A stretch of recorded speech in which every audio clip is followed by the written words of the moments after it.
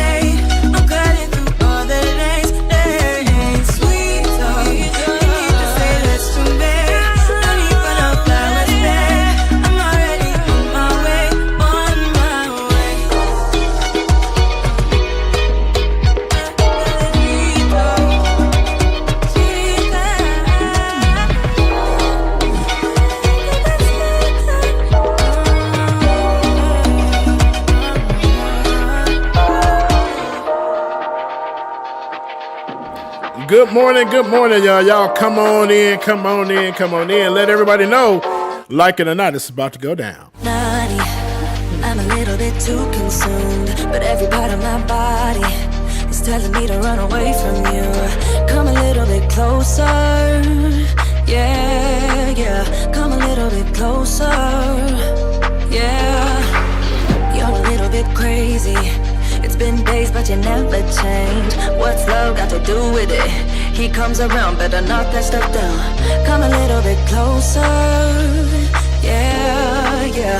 Come a little bit closer, yeah. So all my ladies who got a brother that doesn't treat them right, put your finger right in his face and tell that man bye-bye. I'm too fly, bye-bye. You're a little bit selfish.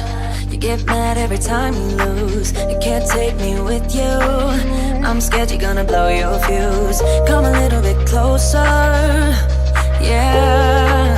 I can really start over, yeah. In the back of my mind, there's someone waiting on me. You're just wasting my time because you're scared and lonely. Finally got some closure, yeah, I can finally start over, yeah. So all my ladies who got a brother that doesn't treat them right, put your finger right in his face and tell that man bye-bye. I'm too fly, bye-bye, bye-bye. Here's to the memories. Cheers to who used to be. Your friend said that you left me. I'm glad that's what you believe. All my ladies who got a brother that doesn't treat them right, put your finger right in his face and tell that man bye-bye. I'm too fly,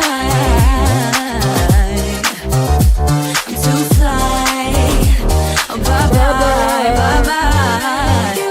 Good morning again, everybody. Shout out to everybody that's in the chat room this morning. Let's do a quick roll call while we got everybody right now. Boku, good morning to you. T Tweety, Nat, hey, what's going on? Love in the trawl. Did I say it right? I probably did, but love in the trawl. Good morning to you. And they said Epstein.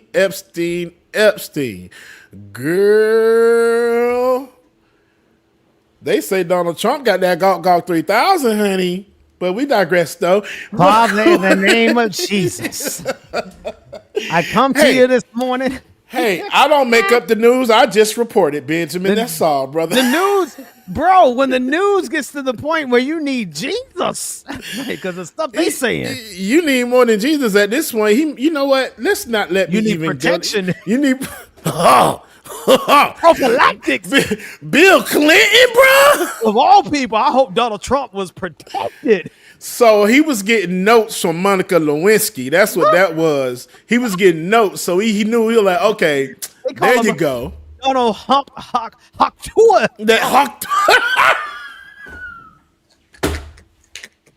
Let me take myself off the screen. Good morning, y'all. Father, in the name of Jesus, please revive me and help us, Lord Jesus, today as we go on with our day and discuss the stuff in this world, Lord God. And then right now at this point, Lord, it doesn't even seem like it's real, but Lord, it's real. Oh, fix it, Jesus. Anyway, good morning, MXB. I love you. I miss you. And congratulations on starting the first shift of your new job as well. Hope that everything goes well. Laura Estrada, good morning. Emily Swamp, good morning to you, who also say they started a new job today. And I love to see that. So shout out to all of y'all, man, and congratulations. T Tweety says, what song is this? T Tweety, that was Too Fly by Mia Pfefferman. Wait. How do you pronounce that? Laura Pfefferman. Go to hell, Ben. I'm gone. But yes, that was Too Fly by Laura Pfefferman. See, Jim Lemire. Yeah, I can't talk at all. See, gentlemen in the mirror, good morning to you. Meat Cakes, what's going on? Priscilla is in the building. Simplify Kane 67, good morning. William Moore, what's going on? Let me make sure I got everybody. I'm talking about Trump the throat goat. Girl, that man ain't no throat goat, child. He just... Anyway, LB8012, good morning to y'all. We gonna get back in some of this music, but y'all stay tuned. The Queen will be here momentarily, and we gonna get this damn show started. But while we wait, here is "Come to Mama" by MXB. Love you.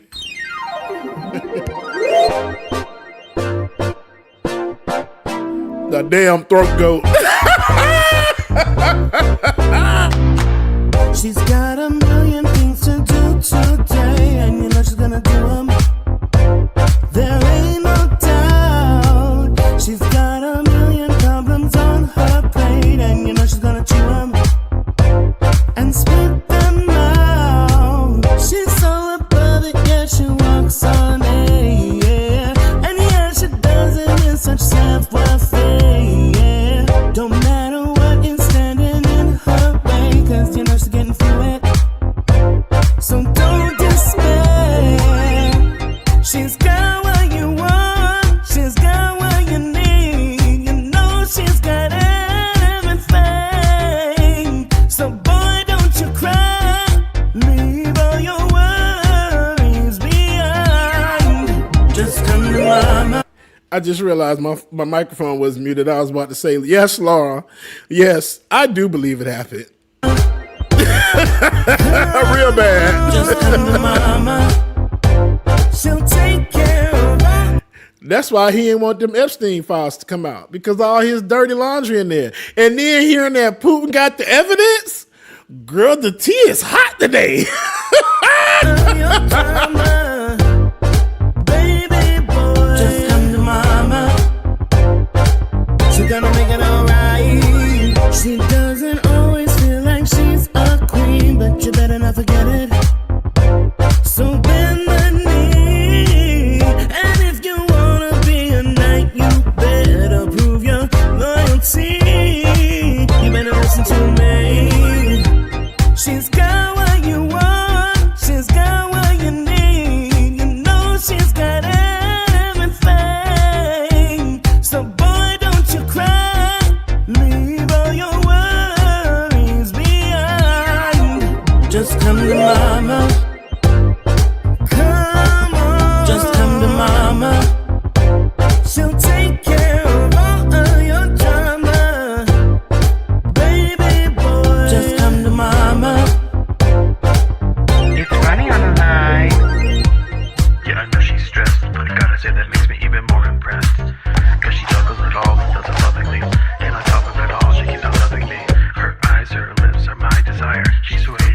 Congratulations, Emily. Yay. Just come to mama. Come on. Just come to mama. She'll take care of all of your drama. Baby boy. Just come to mama. Come to your mama. Just come to mama. Come on, come on, come on, come on. Just come to mama. She'll take care of all of your drama. Got an appetite, let's bake ourselves a treat. Just come to mama. What you've been mixing, serve it up the way you please. Trump being the throat goat was not on my bingo card for 2025. And I think that was the bingo spot right there, boy. Bango!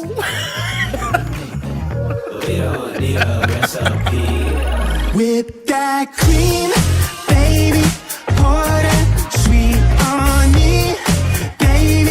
Shade up, we can Being Trump was whipping that cream, bro.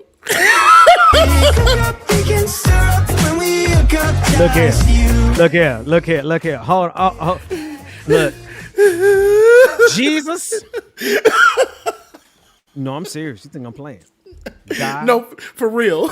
I need you to cover today's episode. This world is so wicked. Between Epstein files and Epstein pedophiles and throat goats and Donald Trump, today's episode might send us to hell. Forgive us, God, in the name of it. And I'm so serious. I think I'm playing. God, cover us as we enter into Please, this Lord. episode of American Days of Our Lives. In Jesus' name, amen. Let's go. Amen, brother. Beat this oven up like 5,000 degrees. It's almost ready, we've been craving this all week. Baby, you want it, I got it. I'm hooked on you like phonics. Gotta be honest, you're on it. And this ain't no time to be modest. Push that, shake that, girl, take your last name, it's safe for me. We don't need a recipe. Whip that cream, baby. Pour that sweet on me, baby. Shade up, we can cook up, we can stir up when we hook up, just you and me. Whip that cream, whip that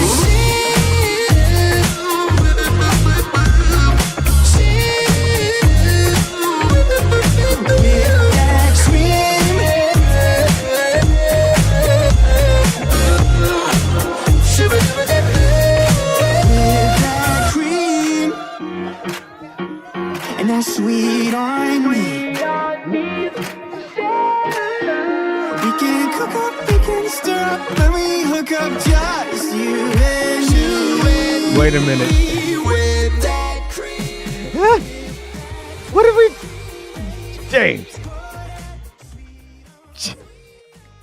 I'm taking myself off. Cook up, we can stir up when we hook up, just you and me. With that cream, with that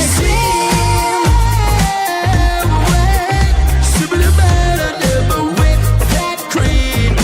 We can cook up, we can stir up when we hook up, just you and me.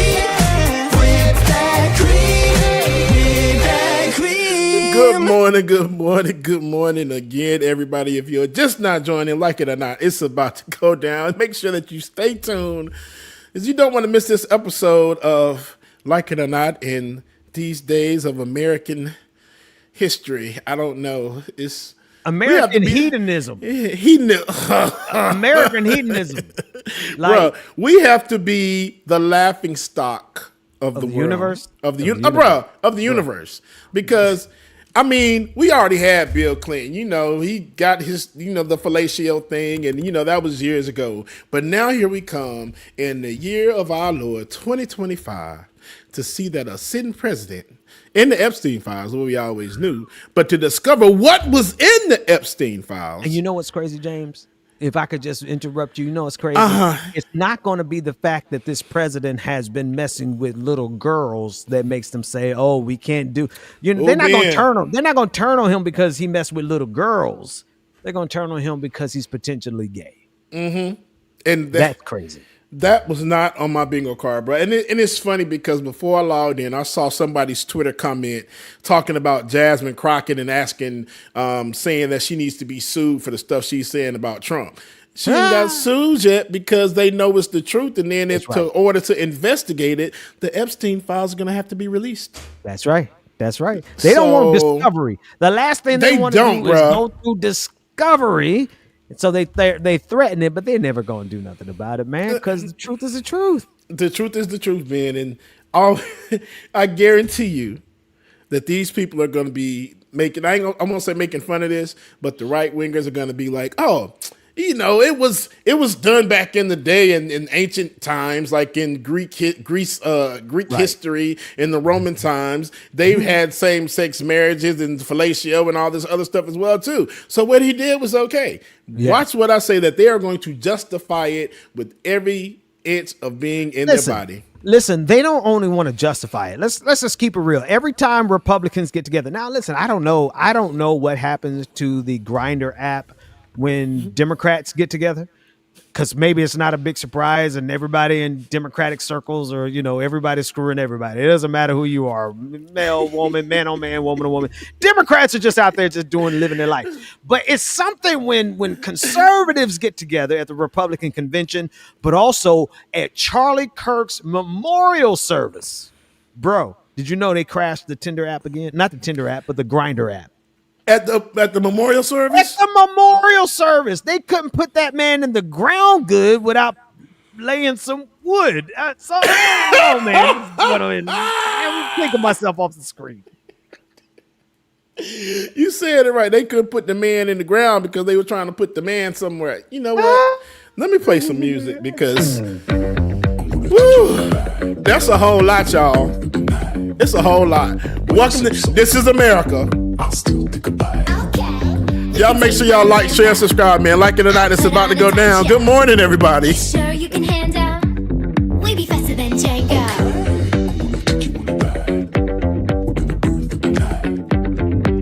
So salty, I'll still think about it. We can take my Lambo. I'll put on a tight show. You sure you can handle? We be faster than Django.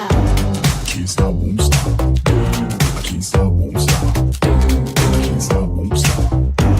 Can't stop. Can't stop, won't stop. Can't stop, won't stop. Can't stop, won't stop.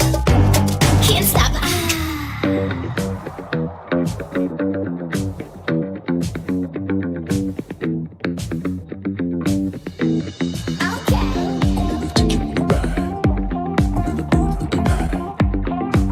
So salty. You sure you can handle? Okay. We can take my Lambo. I'll put on a tight show. You sure you can handle? We be faster than Django. Can't stop,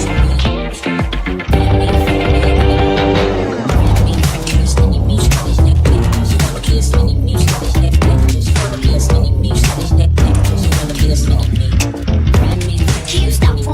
stop. Can't stop, won't stop. Can't stop, won't stop. Can't stop.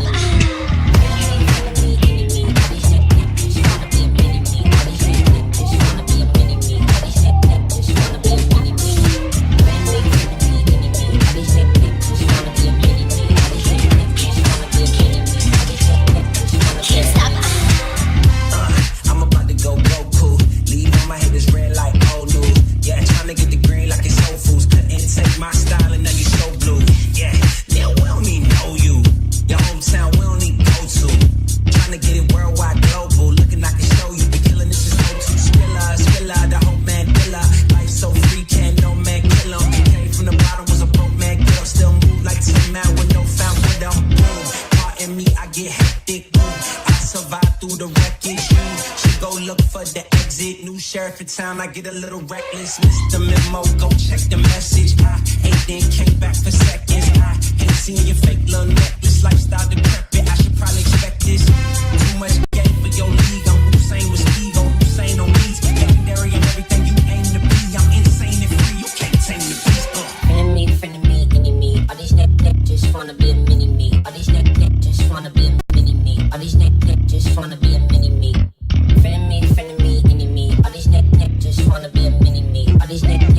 wanna be a mini me. All these neck just wanna be a mini me. Friend me, enemy. All these neck just wanna be a mini me. All these neck just wanna be a mini me. All these neck just wanna be a mini me. Friend me, enemy. All these neck just wanna be a mini me. All these neck just wanna be a mini me. All these neck just wanna be a mini me.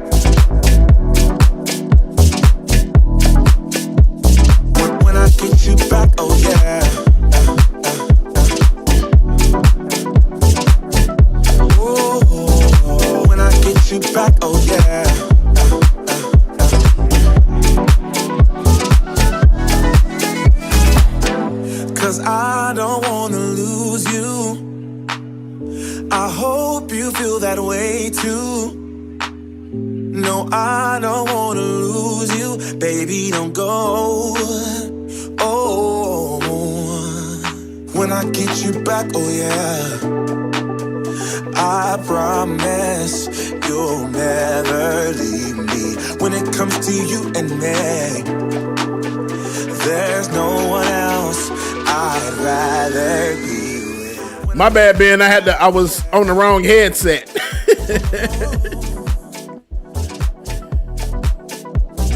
When I get you back, oh yeah.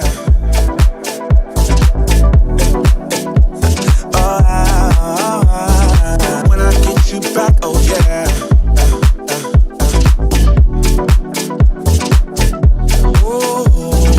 When I get you back.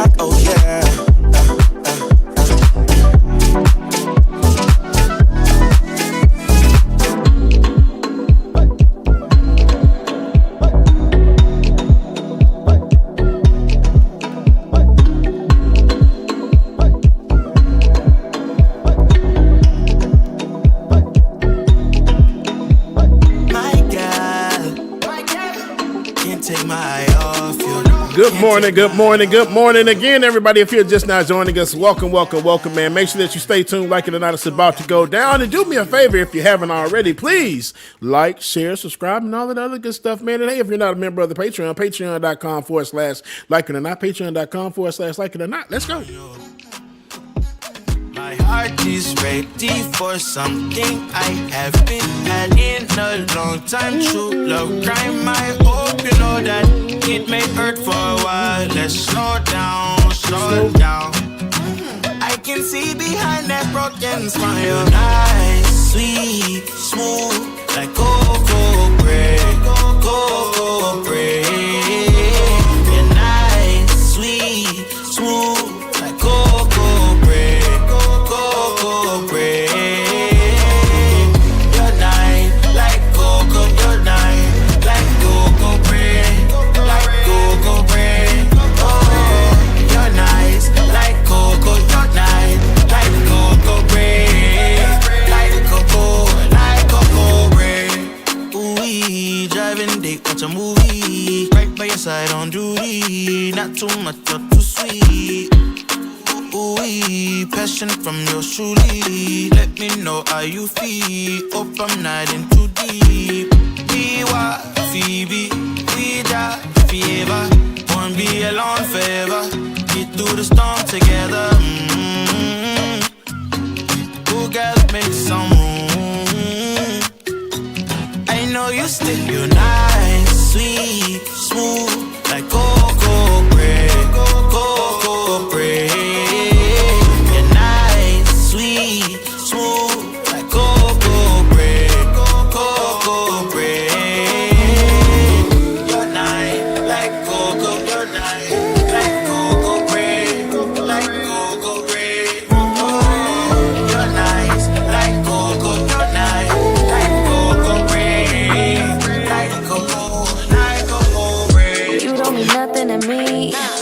Like you every dinner, I don't believe what you preach. You're just a rookie beginner. Hang out with boys on the streets, like that will make you a winner. I don't believe what I see. Why are you wearing gold? You're nothing more than silverware. Thinking you're so bold, but all you are is unaware. Walk around like everything belongs to you. Talk to me like I'm the young stupid fool. Take off all your clothes. You're nothing more than silverware. Why you calling me honey? Y'all should already know what's coming next. If y'all don't know already, just stay tuned. I got something for y'all. I'm not falling for bullshit. If you like me, then say it. You don't get that I see through this facade that surrounds you. Growing up takes time, so don't you waste mine. You and me ain't right. Why you wearing gold? You're nothing more than silverware. Thinking you're so bold, but all you are is unaware. Walk around like everything belongs to you. Talk to me, young stupid fool. Take off all your clothes. You're nothing more than silverware. I'm up.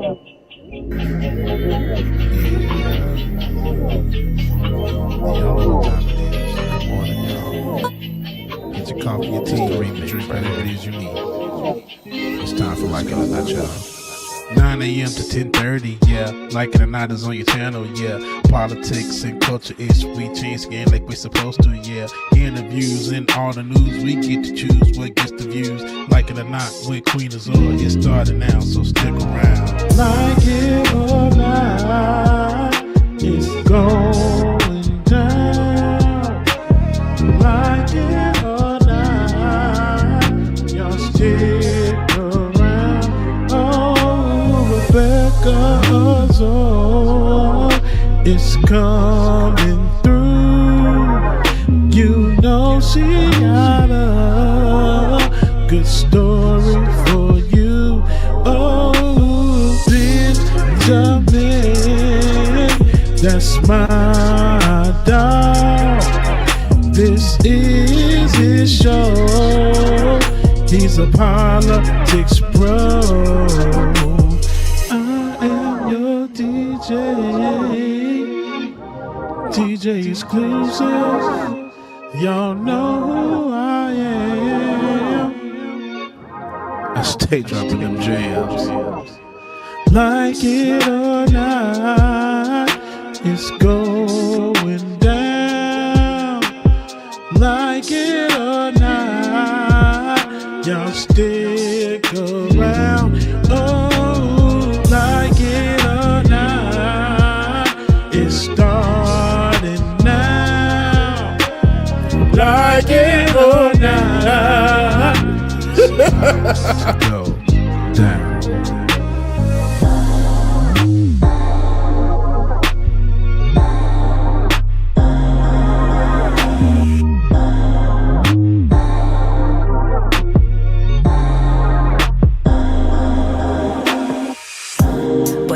From the start, by the way you stared, the way you wrote up for me, yeah.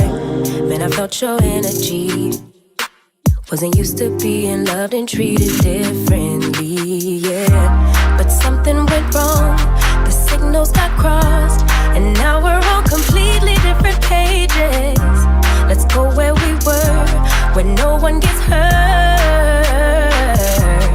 Baby, keep it right there. Don't you stress the flow. All right, y'all. Good morning again. I know it's time to start the show, but before I do, Benny, you know I have to play this one song, just one last song, and I've been holding out as long as I could, so now it's time to play it. Your eyes tell me that you don't wanna leave just yet. No, my eyes agree. It's almost like when we first met. Oh, I don't care, it's getting too late. I want you and I can't wait. Don't wanna spend a minute without you. I know you feel the same. So come on, give me love. I'ma show you how to move with my body. Come hit me with your touch and make me wanna say, damn. And yeah, you know what's up. Ain't nothing I won't do for your body. So give me all you got right now. I know I'm yours, baby. So come give me love. You know you're mine, baby. So come give me love. I never felt nothing quite like this. I get a high every time we kiss. Can't get enough, baby. So come give me love. All of your love, I can't fake it. When I'm with you, my legs go weak. Yeah. Can you hear it? I think my heart just skipped a beat. Yeah. This feeling is getting so strong. Love me till the morning, love me all night long. There's something special about you. You're the one that I want. So come on, give me love. I'ma show you how to move with my body. Come to me with your touch and make me wanna say, damn. And yeah, you know what's up. Ain't nothing I won't do for your body. So give me all you got right now. I know I'm yours, baby. So come give me love. You know you're my baby. So come give me love. This my jam, James. Nothing quite like this. I get a high every time we kiss. Can't get enough, baby. So come give me love. Might be in mine too, bro. Turn up. Love me till the morning, love me in the evening. You know what I want. Won't you hold me like I'm yours? Show me that I'm yours. You know just what I want. Won't you love me like the last time? Like our time was right now. Show me what it's about. Love me till the morning, love me in the evening. You know what I want. I know I'm yours, baby. So come give me love. You know you're mine, baby. So come give me love.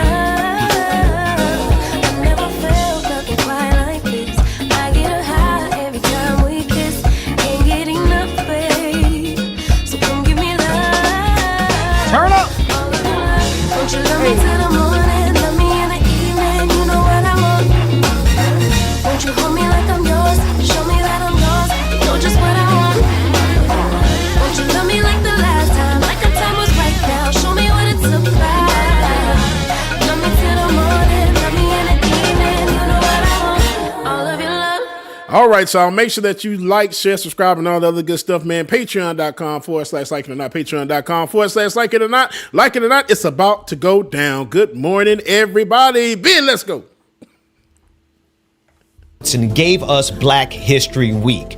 Now, almost 100 years later, many of us are still stuck in the month of February. But our legacy, it doesn't just fit into 28 days. The Black Heritage Day app is here to change all of that. It brings Black history to your fingertips every single day of the year. Based on years of research by Dr. Carl Mack, our historian, our griot, just 3 minutes a day. That's all it takes to read, learn, and listen to an oral narrative of your history. Indeed, the Southern states went to war over the rights for each of the 11 Confederate states to own our ancestors. To connect with your roots, to teach your children the truth they won't get in school. In total, he is credited with 28 other inventions. But as a Black inventor, he struggled to gain. Learn why New Year's Day was once considered the most dreaded day of the year. Parents were separated from their children, siblings separated, and spouses separated from one another. And today, America has the nerve to lecture us about the status of the Black family. Understand the political journey of Black America from the Republican Party to the Democratic Party. It marked the beginning of Blacks' departure from the Republican Party to the Democratic Party. And here's why we switched. Dive into culture and triumph like Sidney Poitier's blockbuster film success. And so much more. From heartbreak to triumph. From January 1st to December 31st. This app is more than a download. It's a movement. It's a community of Black families raising their kids on truth and on legacy. Download the Black Heritage Day app for free in the Google Play Store or on the Apple App Store. This isn't just an app. It is a daily celebration of who we are.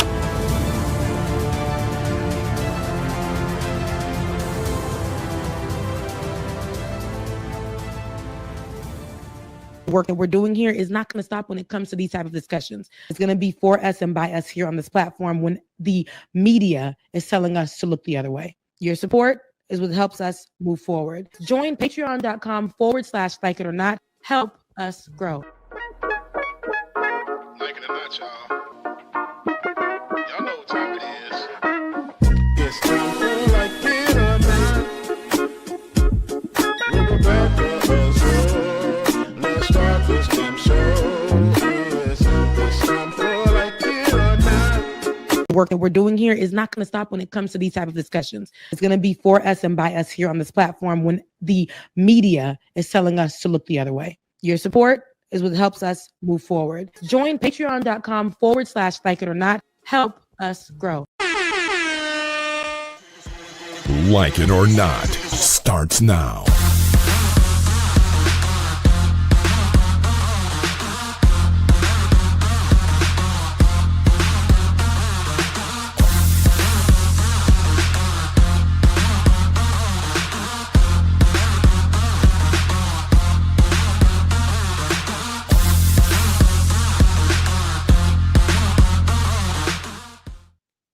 Hey. Good. Oh. I love y'all. Gonna pop up. It'd be crazy to me. Rebecca. And then the setup is crazy because oh, you know what it is? It's my camera. It's too high. That's one. Ben ain't. Oh, okay. That's two. 3 Bubba's in the middle. Right. Oh, that's what I did wrong. Okay, let me fix that. I can fix that. That I can fix. Because here it is. I'm thinking that Benjamin gonna get his bald headed tail on the camera. He ain't even there. Yeah, I'm here. What do you mean? I'm here. I'm live and in person. Good morning. Good morning. Good morning. We miss your face is what we're saying. Exactly. I'm undercover right now. It ain't too much undercover. That's a good little AI picture of you, but it ain't too much undercover. It's about pretty accurate though. It's right on my head. That's about my head. Look at me. He might be a little bit taller in the picture though, because ain't no way Ben gonna reach almost the top of the chalkboard. and James, my back ain't that straight. Like my. Well, you know, actually, I mean, Good morning, good morning, good morning. Good morning and welcome to Like It or Not, where we're free to tell the truth and not care who doesn't like it. Right? Listen. All right. Good morning. I'm in the y'all. middle of a move, y'all, so I don't have any equipment set up. A move of God? Yeah, a move. It is a move of God, but also a physical move. We're moving again, so we broke down the house. We're breaking down slowly but surely. And so, like last time was a really hectic move.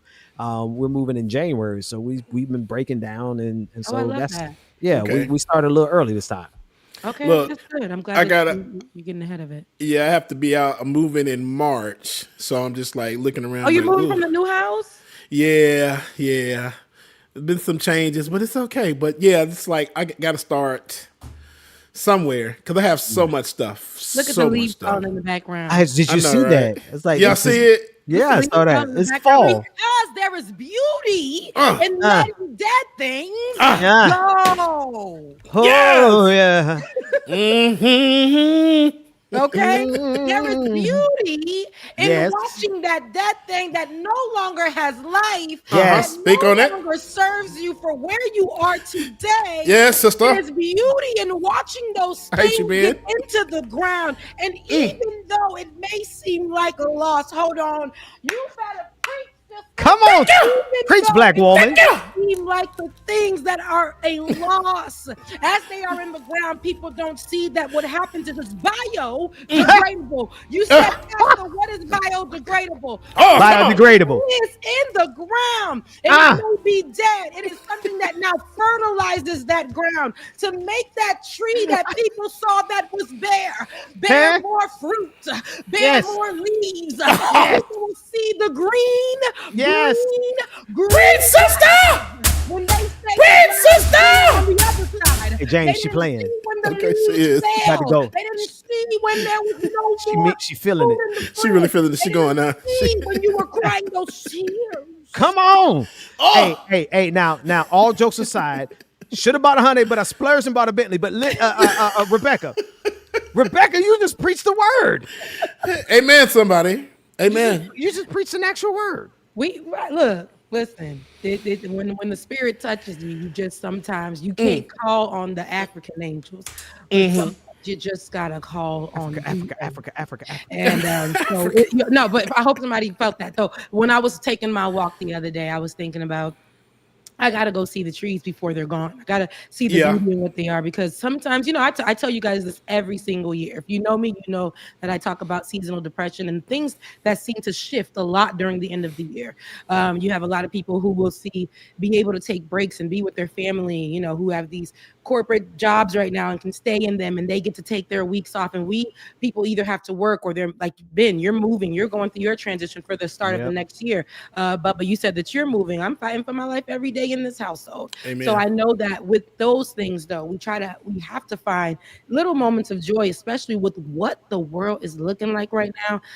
I finally finished, or I haven't finished editing, but one of the stories that I got up about the 300,000 Black women that people have forgotten that story, and it only made headlines for maybe 2 major news media companies and a few other online.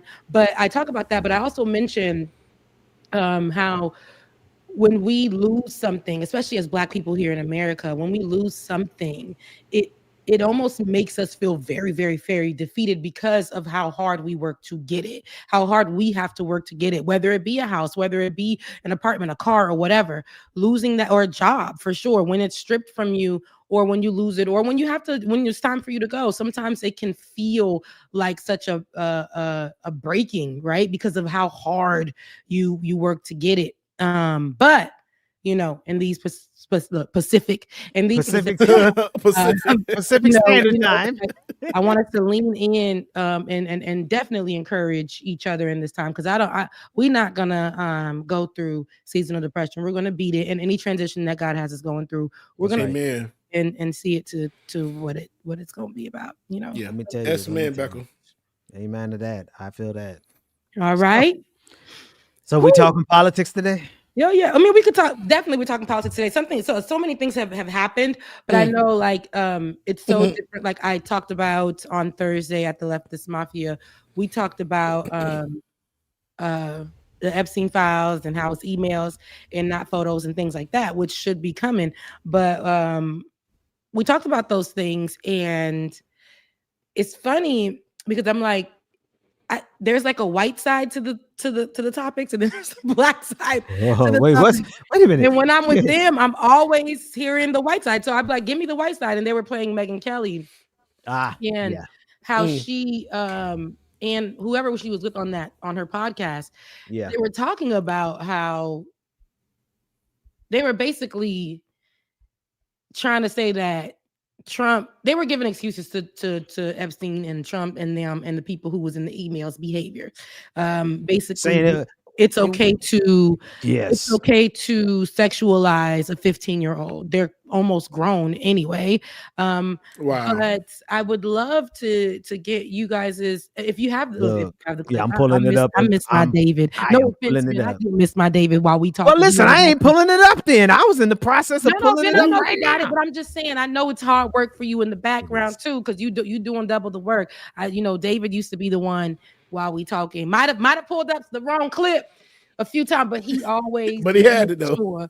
I miss my boy. I miss my boy. But we love you, David. Yeah, love you, David. Just a shout out to David for sure. Ben, he got it. One thing Ben gonna do is produce. He's been a producer since the day I met him.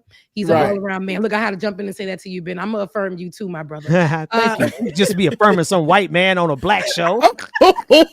I'm joking. I'm joking to all the people clocking me and making files on me. It was a joke. You're right, because they're gonna clip it. They're gonna clip it. Okay, right. But let's listen to this clip.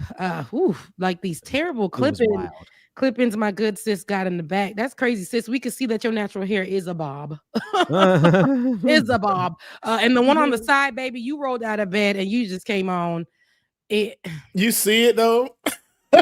When you have this type of hate and nastiness in your heart and you want to spew out things to put children in harm's way and try to say that it's okay to do so, this is what it looks like. One person has lots of surgery. The other person is just hate. So let's just go ahead and run the clip. Let's listen to what these people got to say. Hang on. So I'm just giving back. As for Epstein, I've said this before, but just as a reminder, I do know somebody very, very close to this case who is in a position to know virtually everything. Not everything, but virtually everything.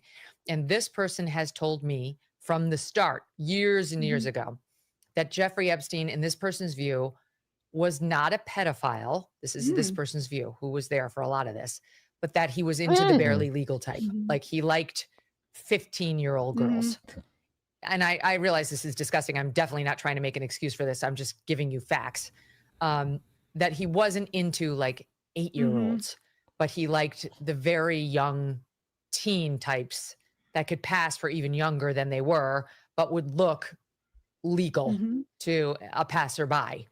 And that is what I believed. And that was what I reliably was told for many years. And it wasn't until we heard from Pam Bondi that they had tens of thousands of videos of alleged, forgive me, they used to call it kiddie porn. Now they call it child sexual abuse material on his computer, that for the first time I thought, oh no, he was an actual pedophile. I mean, only a pedophile gets off on young children abuse videos. She's never clarified it. I don't know whether it's true. I have to be honest. I don't really trust Pam Bondi's word on the Epstein matters anymore.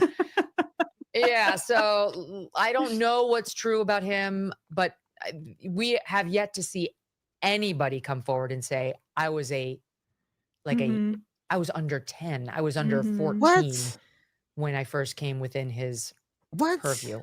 Look, it makes no sense. Distinction without a difference. No, it's not. I think there is a difference. Yeah. There's a difference between a 15-year-old and a 5-year-old. It's just whatever. There's a difference between a 15-year-old. Yes, there's 10 years age. I was about to say 10 years. There's 10 years age difference, but can we?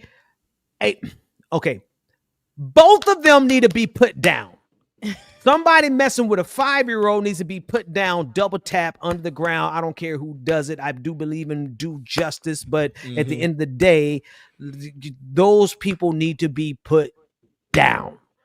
Now, A 15-year-old, those people, watch the intonation. What changes in my intonation? Those people need to be put down. It is both it's disgusting in both examples. It is a violation in both examples. And people have been trying, Rebecca, they've been trying to make a distinction between pedophilia and ephebophilia, however you pronounce it. I can't pronounce it. It's too many syllables and ph's. It's ephebophilia, where it's not like an 8-year-old, but it's a 16-year-old. Listen, it is abuse. It is sex trafficking. It is taking advantage of someone who cannot properly give consent. A 16-year-old and a 21-year-old, there's a problem there. A 16-year-old and a 40-year-old man, there's an even bigger problem there. And so many people are leaning into this, oh, there's no real difference. You know, if they're 16, then they're basically grown. How, Sway? A 16-year-old, your brain is not mentally fully developed until you're 24. And so they're making these excuses on behalf of Donald Trump that had it just been a pure Republican or a Democratic president,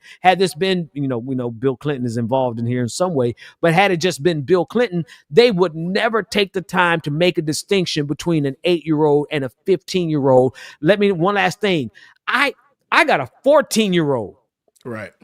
You think I'm gonna make a distinction between somebody messing with my 14-year-old and somebody messing with my 7-year-old?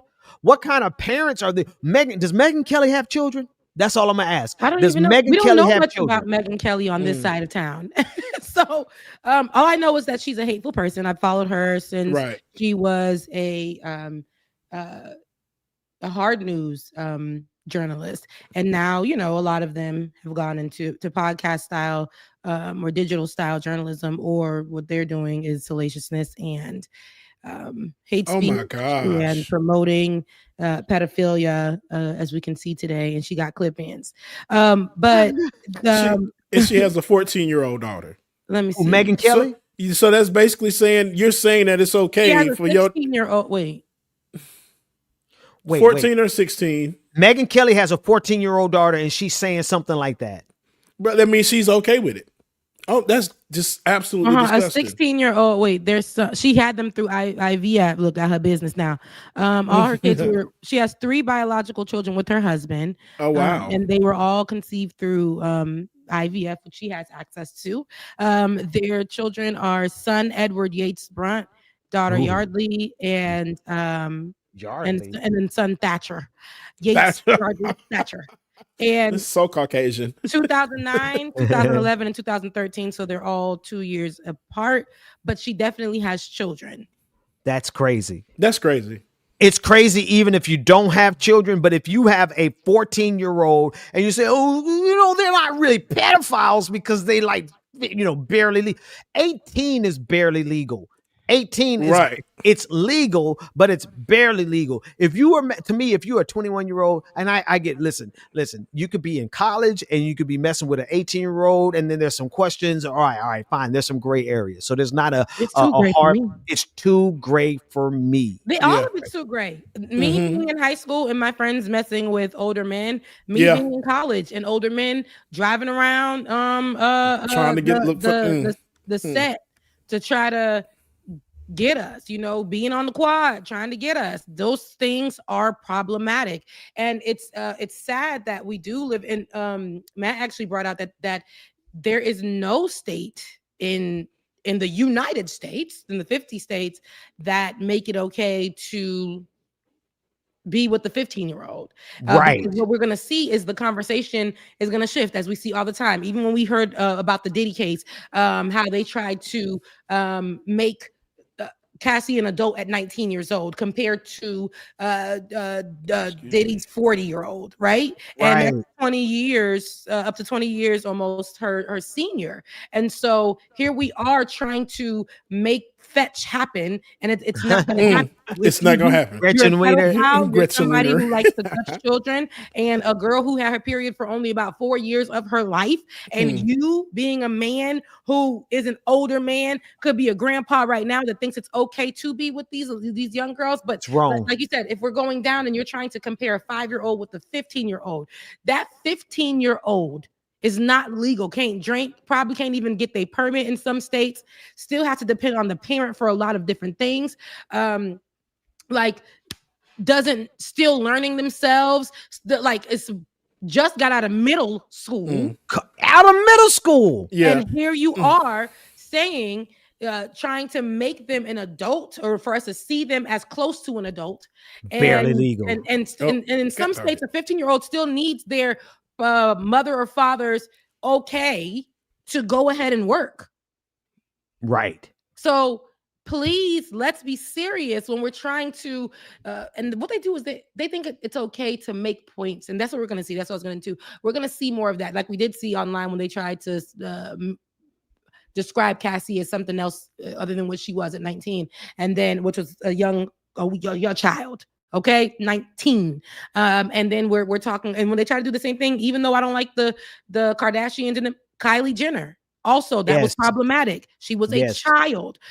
All of these things that we're seeing and people try to make sense of.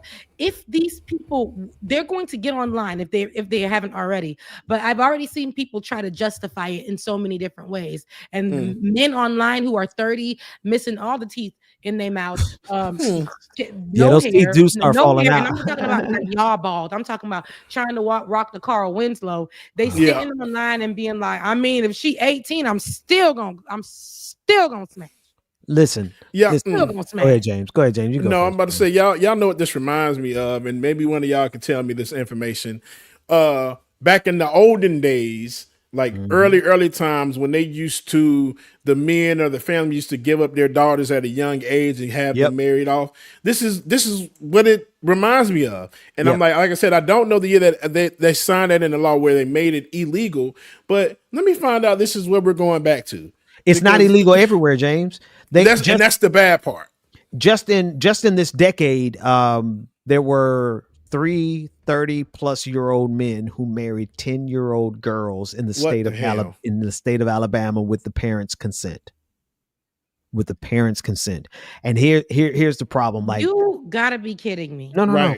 Google it and look it up, and I'll try to find it for you all. But I was doing a whole study on this because, we really are governed by pedophiles. We're really governed by some of the sickest people in the history. There has always been, in every empire, from the Roman Empire, the Greek Empire before them, they have always justified grown men molesting young people and sometimes young men, not just young girls, which is crazy because they're like, oh, you're messing with a young man. That's horrible. But if you're messing with a young girl of the same age as that young man, then that's not as bad, right? And that's what they're trying to make legal here, is for grown behind men to justify molesting 10-year-old, 11-year-old, 12-year-old, 15-year-old girls. And as long as you're in the state of Alabama, in certain states, you can still marry a child with their parents' consent.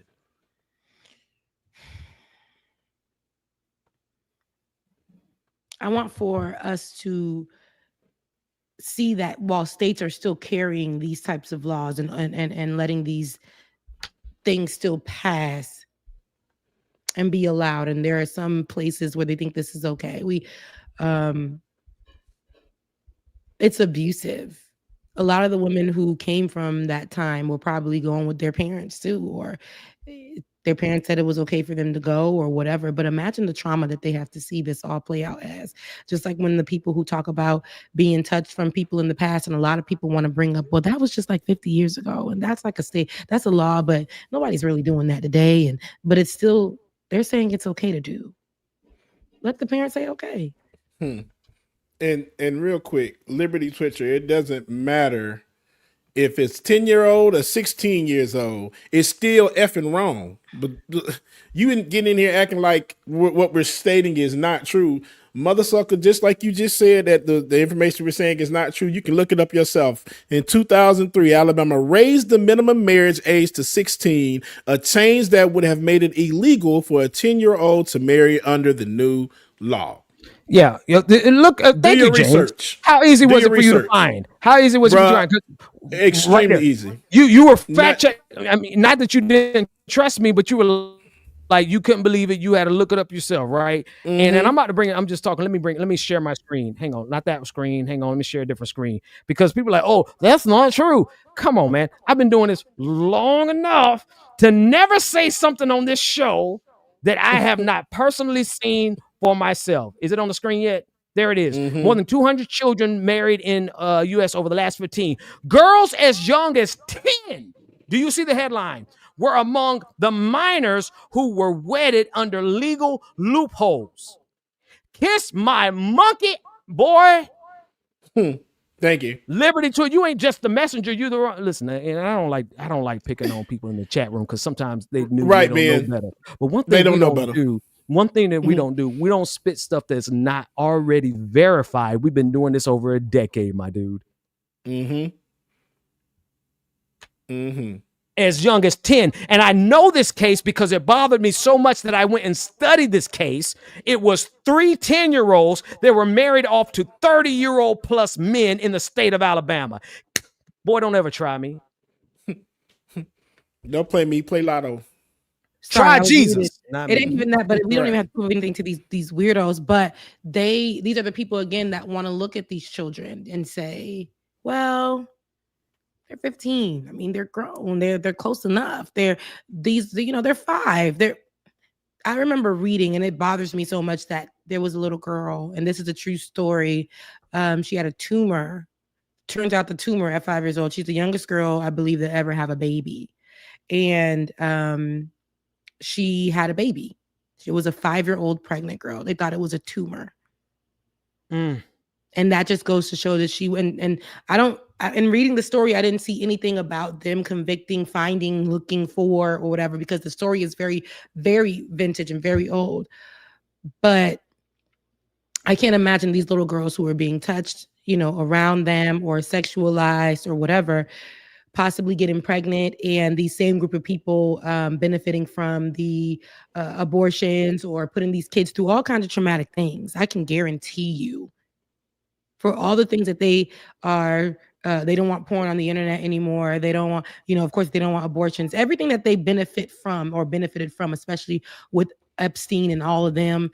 Now, here we are, and they're acting like, oh, they're trying to make excuses that it's changed. We don't support abortion. We don't do all that. But y'all was benefiting from it, right? Y'all was doing all these things. And now y'all get online and you got people like Megyn Kelly who's trying to say, well, I mean, they weren't 5, and that's disgusting at 5. Yeah. Like, like this, that's horrible at 5. And we got to do something about that. Right. But 15? I mean, it's child, but it's bad, but like, girl, the way that the right is going to try to flip this and, as we were talking about on Thursday, indoctrinate people to believe, but they've already tried this before in so many other ways. And the way they're going to try to flip it, switch up language, use buzzwords, keywords that make it seem like it's okay to do this. We're going to see so much of that flooding on the internet. And I feel like it's already there, but I've made sure to curate my threads to be, anytime I see anything, I don't care who's saying it, to block those words. But I know there's going to be articles written, conversations that go past what Megyn Kelly is doing in the digital space. I'm pretty sure Fox News they're going to have their talking heads having these conversations and developing it. The panels are going to sound like, I mean, they're saying this as if the kid was 5. We're going to see people on panels. Right. Yeah. Look at how they are willing to move the ball. Look at how they're willing to move the goalposts every time. Like, and this is just, to me, MAGA made the biggest deal. I thought, see, this is where I got it wrong.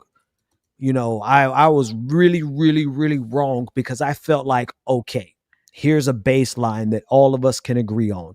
We can all agree that anybody that's messing with our children needs to get got. Like if there's anybody who we might turn a blind eye to due process, you know what I mean? They might get beat up. They might get, handled in prison roughly and stuff. I thought if anyone we can agree on, it would be those people who mess with our children. Because at the end of the day, I thought that we all had this primal protective rage over our children, but they are so dedicated to Donald John Trump that they would start redefining. And actually, there's another clip of Megyn Kelly, because she had previously said the exact opposite about the same age group. And so what we're seeing is MAGA willing to literally redefine what they believe in order to justify still supporting Donald Trump. And that's the quintessential definition of idolatry, isn't it? And that's what I say. These are all the things that the right says that they don't want any parts of. They all say that this is idolatry is terrible. We don't want that. But yet and I'm talking about the white nationalists, but the white Christian nationalists. Those people are the ones that are idolizing this man. And for everything that the Bible says, hell no to, they're saying, oh, I mean, but Donald Trump, our God. And in Charlie Kirk, we pray, amen. He's our Messiah. He's that.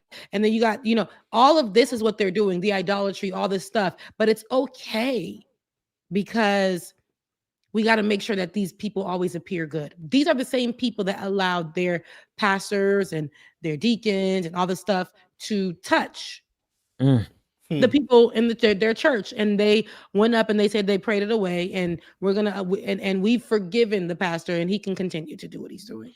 Let me tell you something. Sure. Look, I really thought, see, this is my naive. I'm so naive. I'm so wet behind the ears. I really thought if there's anybody that we could agree that it is a free for all, somebody mess with your child, you whip their monkey ass. It's just no question. I don't care if it's a priest or a teacher at school. You go to jail over that, right? It's like, who cares? Catch a charge. All right. What you in jail for? Oh, I beat the person who messed with my child's ass. No, you protected in jail. You thought it was. You thought it was, but apparently it's not. Here's Megyn Kelly. Let's listen to her as this is what she was saying when she was supposed to be like the new. Look at the Bob I was talking about. It's just lifeless. You feel as a victim. Here it is. You feel as a victim. You feel a victim. To people who are going to be out there, because some are going to judge and say you were 15, you were 16, you were 17, you were a willing participant. Again, the legal age of consent in California is 18. So there's no consenting for a 14 or even a 17-year-old in these circumstances. As for Epstein, I've said this before, but just as a reminder, I do know somebody very, very close to this case who is in a position to know virtually everything. Not everything, but virtually everything. And this person has told me from the start, years and years ago, that Jeffrey Epstein, in this person's view, was not a pedophile. This is this person's view, who was there for a lot of this, but that he was into the barely legal type. Like he liked 15-year-old girls. And I realize this is disgusting. I'm definitely not trying to make an excuse for this. I'm just giving you facts. Yes, you are. That he wasn't into like 8-year-olds, but he liked the very young teen types that could pass for even younger than they were, but would look legal to a passerby. And that is what I believed, and that was what I reliably was told for many years. And it wasn't until we heard from Pam Bondi that they had tens of thousands of videos of alleged, forgive me, they used to call it kiddie porn. Now they call it child sexual abuse material on his computer, that for the first time I thought, oh no, he was an actual pedophile. I mean, only a pedophile gets off on young children abuse videos. She's never clarified it. I don't know whether it's true. I have to be honest. I don't really trust Pam Bondi's word on the Epstein matters anymore. What is she even trying to say? Like, what is she even?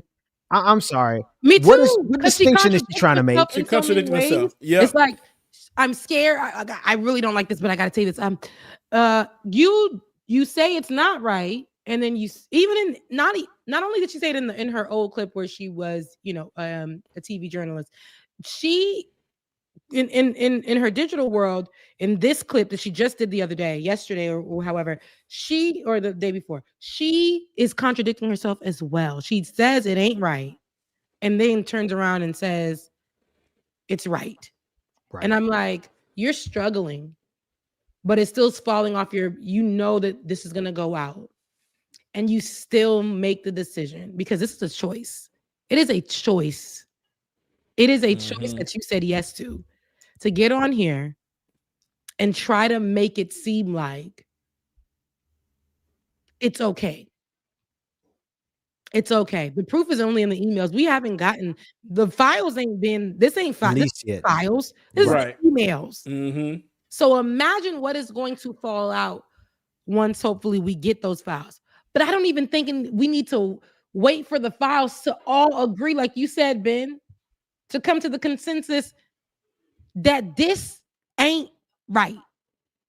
Yeah, man. Somebody Look, gotta be dragged out into the middle of the street. and beat down. Like, look, I'm a peaceful person. Y'all know I ain't big enough to beat much anybody. But let me tell you something. Somebody mess with a child relative of mine or my children. I got plenty of guns and plenty of baseball bats. I will take the charge, and you're supposed to. This is not in condoning violence. This is not saying that we are going to ignore due process, but the reaction that you are supposed to physically and emotionally and spiritually have in protection of your children is holistic. It's just like somebody trying to hurt your child or beat your child down, or an adult trying to kidnap your child. You are supposed to have a certain type of reaction, and for you to cater that reaction in order to protect a politician, forget about it. I don't believe that you should protect the let me find out.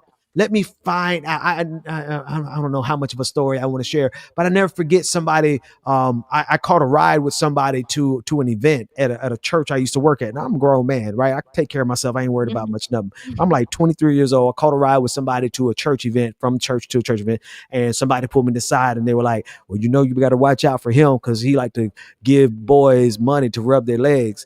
And two things came to my mind. I said, I wish a nigga would. Like, come on, like I be waiting for an excuse. Sometimes you just wait for an excuse. Let me prove that I could beat somebody that I wish he would. But then the second thought that came to my mind is, if you know this, if you are aware that this is what a person does, how are you just saying this and not doing something about it? Yeah, and y'all just saying watch out for it. One of the babysitter and the church have been the experiences for me. I was 6 and I was 13. So hearing these things and hearing them say that these things are okay. I remember saying when I was 13, I remember I had this conversation on or when we were in the office in the studio, Like It or Not. And I shared this story and I got emotional sharing this story. But remembering when I tried to say something and they were like, "Well, what did you do?" And I felt like, dang, I can't even really say the full story because I feel like I did something wrong. And then to go on and see that years and years later, this was my first year in college, to hear that he went to jail for the same thing. Got him. I was 13 at the time. So at this point, I think I was 18 when I found that out.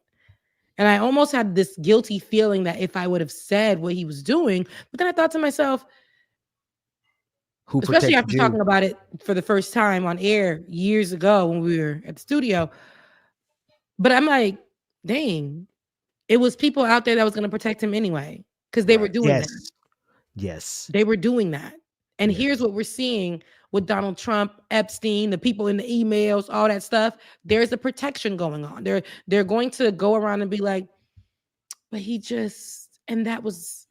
And as she was 16 and she looked like she was 20. She grown. She was grown. And she was acting fresh. She was acting 13, fresh. I told you, I just telling y'all, God only made me up of little legs, but at 13, all I was a little girl running around. I remember that day specifically, splashing in the rain outside of the church, just running around. And you just like, you think about those moments and you're just like, how does somebody look at that and sexualize that? Right. And the extent to which it happens in churches, right? It just happens everywhere. Yeah. And you really like, there's just so many different layers of this. I was at the babysitter and the church, but no, it didn't stop me from, I didn't have church hurt because of that. It was this person and it was the people around them. And but it's the fact that churches protected them though. Yes. And it was these different churches that will try to, the same thing that we're seeing the right do, protect this person and vilify the child. Right. And check this out. This comment right here from Charlie. These are the same people yelling about LGBTQ folks. These are the same people, Megyn Kelly and the rest of them. They will literally tell you that it is okay. It is better for a 30-year-old man to be messing with a 15-year-old girl than it is for a 30-year-old man to be attracted to a 30-year-old man. Like this is how twisted they are in their minds. They feel like they are entitled to the bodies of 11, 12-year-old, 13, 15-year-old girls, and any man that's attracted to a man, oh, that person's going to hell, not the grown behind man who took advantage of a child. Right. And I want, you already know what I'm gonna say, man. How is all of this stuff gonna play out with all of this news coming out with Donica Trump? Donica. This is exactly it, right? Donica Lewinsky. Donica. Now it's gonna be, oh, it's okay to get that from another man. It's okay. It's not gay. Right. Yes, bro. You know, there's a lot of people who they be saying that anyway, but like, you know, I don't know, man. If you give or take or receive, I'm not going to give my views at all. I'm gonna shut my mouth.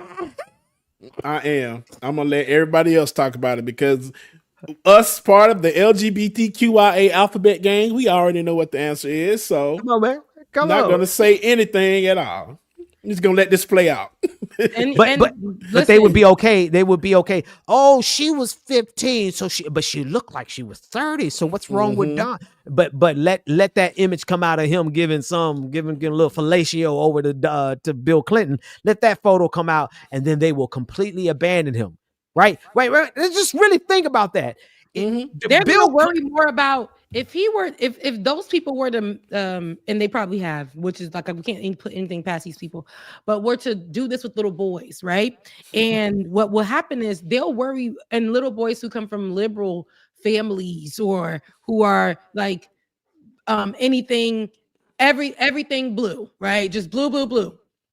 They would worry about the fact that they would say, how dare Donald Trump or family and friends and comrades, all like they would say, how dare that person go and do a Democrat family? I was just about to say, Rebecca. That a leftist? It ain't even gonna be how Democrat. dare they harm a child? How dare, because they won't even talk about it. They won't even talk about it being gay or LGBT. They're gonna focus on my politics. God. It was a Democrat, and then it was Bill Clinton, especially. Yeah. And so this is my thing. That's one of the things that we talk about a lot. When it comes to politics, the biggest scandals, when it comes to these types of things, sex or infidelity or whatever, when it comes to presidents, we always mention Bill Clinton. Right. Where we have songs about it. We have phrases. We say Monica Lewinsky, or you got Lewinsky, that we heard in the Beyonce song. What she said, Lewinsky, I'm a Monica Lewinsky. We all on that again. It's crazy.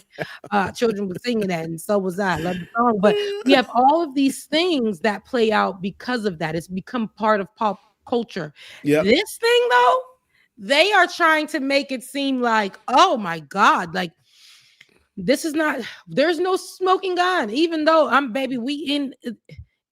can't see. It's foggy in here. So it's like, I really would love for us to call this thing a thing that it is, and know how dangerous it will be, if not already, how much more dangerous it will be for children. Sex trafficking. This abuse, this trauma, how much more we're going to see, because what happens is we've seen how when Charlie Kirk said that Black women and Black people are stealing jobs from white people, we saw the decline in the job, in the workspace.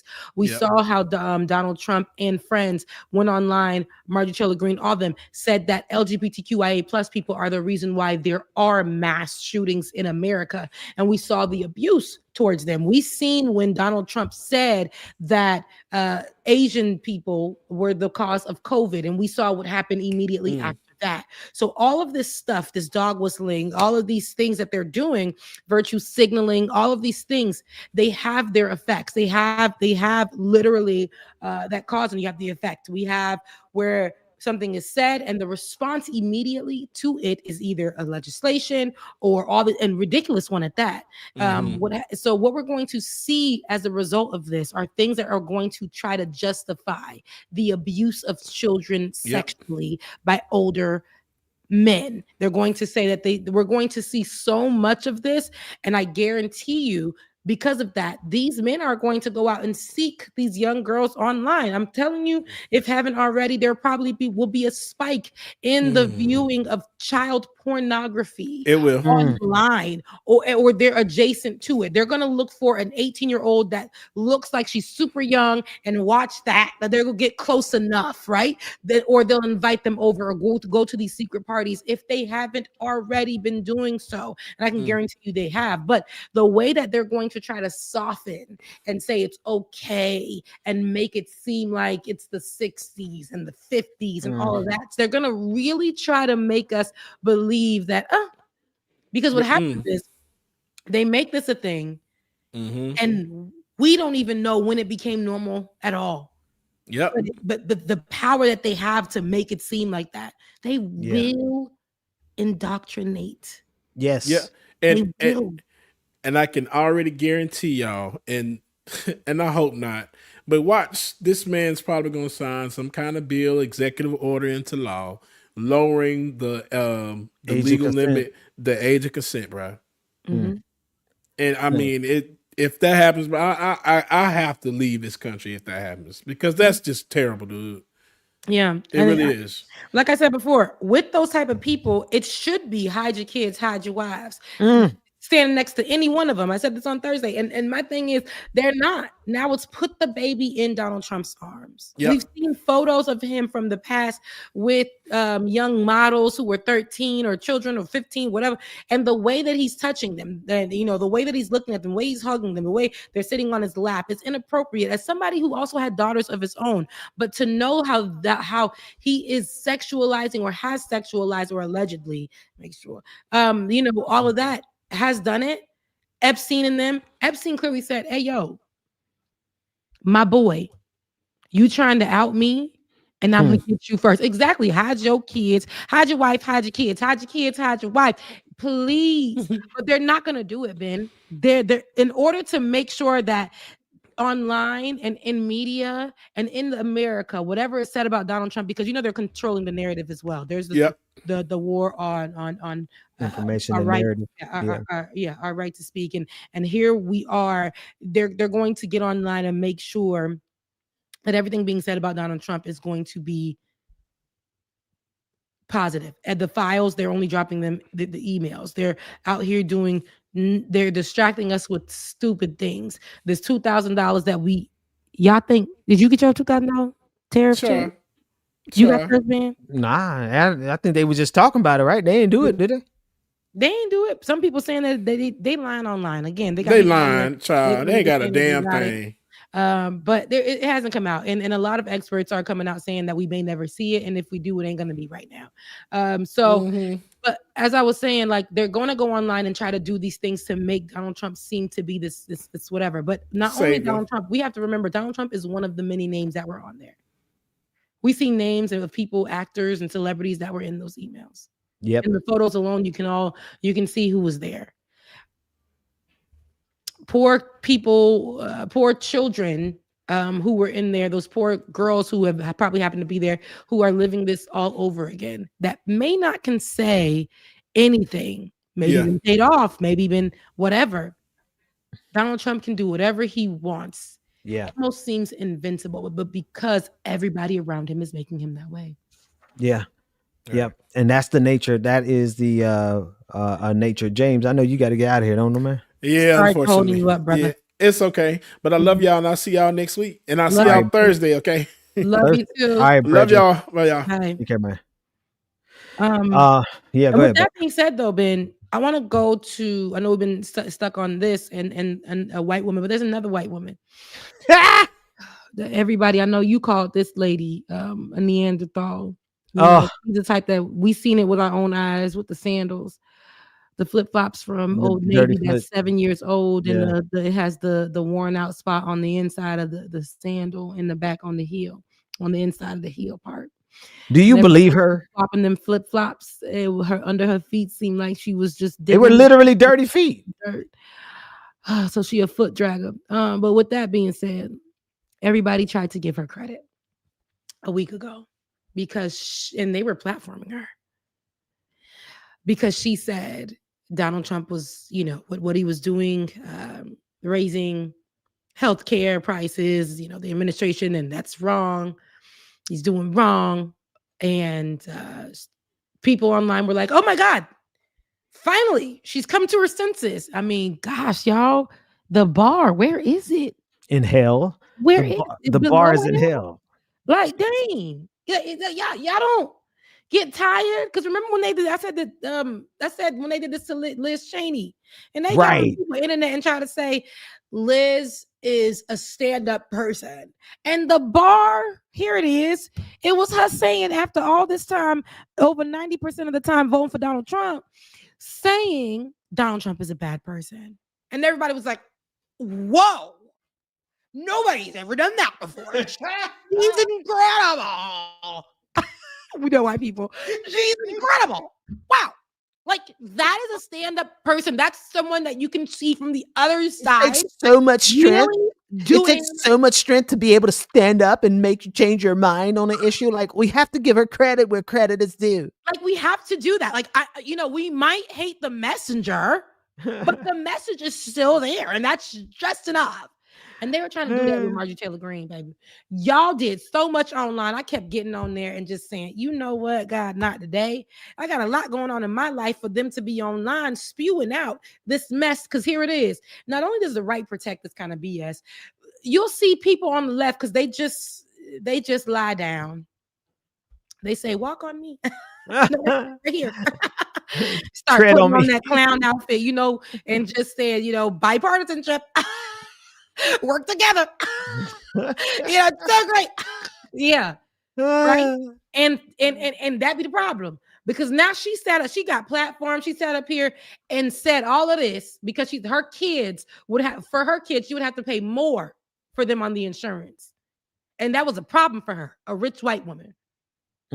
Said nothing but hateful things, has signed off on laws to hurt so many marginalized communities time after time, had Facebook groups dedicated to hating people and saying that the mass shootings, I remember there was one Facebook group that she ran with her own personal page, basically that mass shootings were happening because of the LGBTQIA vote.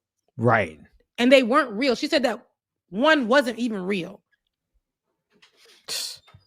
So I say all that to say, her saying that and then saying a couple of things, and y'all was like, wow, she's getting it. It's so crazy. We have to give people credit. For her to come back yesterday or to earlier today, it was yesterday, to want to sign a law to take away H-1B visas and Right. opportunities for immigrants to come into this country, want to eliminate them in totality. But y'all did the most. Let's take a listen to this clip with her on The View. Well, I wasn't ready. Hang on. I know. A lot of paid social media influencers. And I found it very interesting that they were the MAGA accounts, but they're all paid and they all attacked me when I announced I was coming to join you ladies on The View. And I think that's very weak and pathetic. But when I talk about weak Republican men, I'm pretty much talking oftentimes about the leadership in the House and the Senate, and they're not getting our agenda done. I think So that's it. There's a lot more obviously that's happened over the weekend, but why did The View even platform this Neanderthal? Like, the stuff that she has said and done, she literally helped bring Donald Trump and bring this country to where it is right now. She's on the cutting edge of MAGA. And for whatever reason, whether it be genuine or whether she's trying to play a role, a controlled opposition, for what purposes are we on the left, liberals, progressives, or Democrats? I don't care how you label yourself. Why would, just because she says she doesn't like Donald Trump now? Is that the bar? No, I'm good. That's it, Ben. That's what it was. It's literally because she doesn't like Donald Trump now. Now he went to Truth Social and started posting screenshots of salacious things that people have been saying about her on there. He did this whole long drawn out goodbye message with somebody what's the I forget his name. He's on this space and I forget his name. He works with the Letter Hack. He was just on the show on the Leftist Mafia when we did the live call in, but he was talking about who do we think that Donald Trump is going to cut next, within the next week. And he said it's going to be somebody. That's what I predict. And I said, you know what? I predict the same thing. Donald Trump is in the cutting people off business. We've seen him do it so much within his administration so many times. And the person that he cut off is Marjorie Taylor Greene. There's more to come, but the relationship, because she rented penthouses on his shriveled areas, and so now that he's kicked her off and put her now he did our girl Omarosa wrong because allegedly he put her things on the grass outside, but here we have. He is going in on Marjorie Taylor Greene. He doesn't care what it looks like, how it looks like. What he's doing is actually telling people don't support her and telling people not to vote for her. She's undeserving. She doesn't need to be here.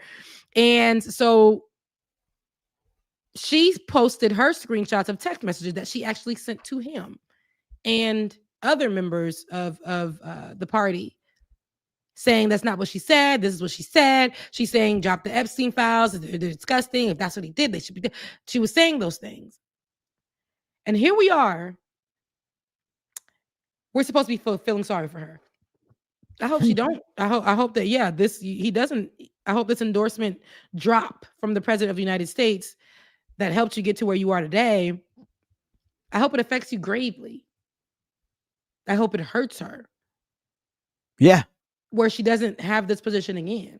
Yeah. No, listen, some people, the only way you apologize is by disappearing. Goodbye. You're so long, farewell, auf Wiedersehen, goodbye. We don't need to ever see, because she is a deeply evil woman, a deeply racist and evil woman who has participated in 100% of the evil of MAGA. And now just because you have a falling out with Donald Trump, he chose Laura Loomer over you? Because that's what, if you ask me, like, what does it come down to? It's the fact that Donald Trump listens to Laura Loomer and doesn't listen to Marjorie Taylor Greene. And Laura Loomer and Marjorie Taylor Greene have been going at each other for some time now. And so she finally threw into I said, I can't believe he's going to listen to Laura. Both of you all just smell like, you look like you stink. Right, both of you are evil people. Both of you have the integrity of a moth, of a sloth. Like you just are really disgusting people. And so now, because you turn on Donald Trump because he picked someone who's more evil than you, or just pretty much the same evil, he just likes, Laura Loomer knew how to pull up on him and the way he likes. You've seen all the pictures of her pressing up on him in every opportunity that he got. You know what I mean? Like, are we supposed to care because you all had a falling out in how you facilitated your evil that all of a sudden now, Marjorie Taylor Greene, she's one of us now? Hell no. No. And that's the problem, right? If we can say that, that's the issue. If we're settling just like we have, and we've seen how that played out with the government shutdown, but if we sit here and allow ourselves to just be up in these, because you got white people drama, but you got white Republican people drama.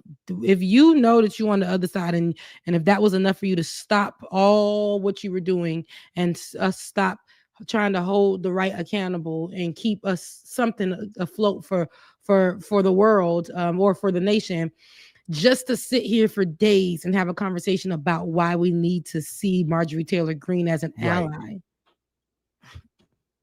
You're doing yourself a disservice. What are we blocking your ass? Right. Sorry, Ben, but I'm blocking all of that off my. When I even get on there, I and see somebody. I don't care how much I followed you. If I see you say, "Well, Marjorie Taylor Greene is a bad person," but blocked.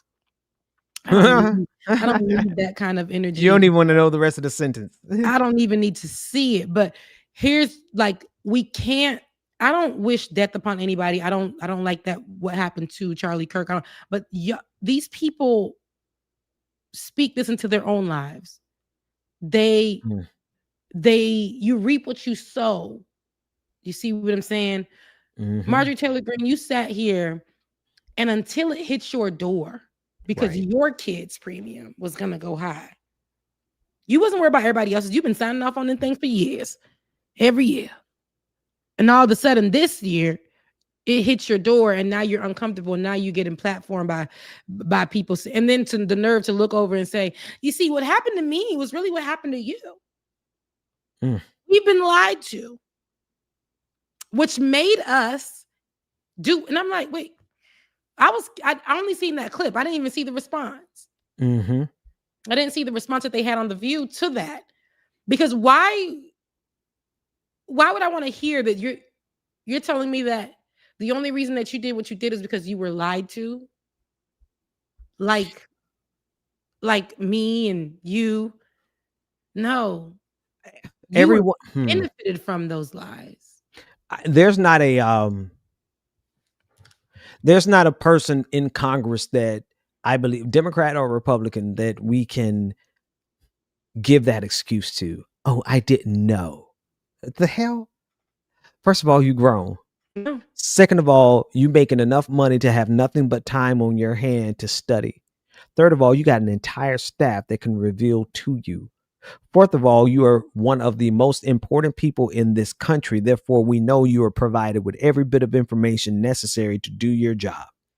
There is nobody in Congress, in Senate, or in bureaucracy that can turn around and tell me, oh, I didn't know.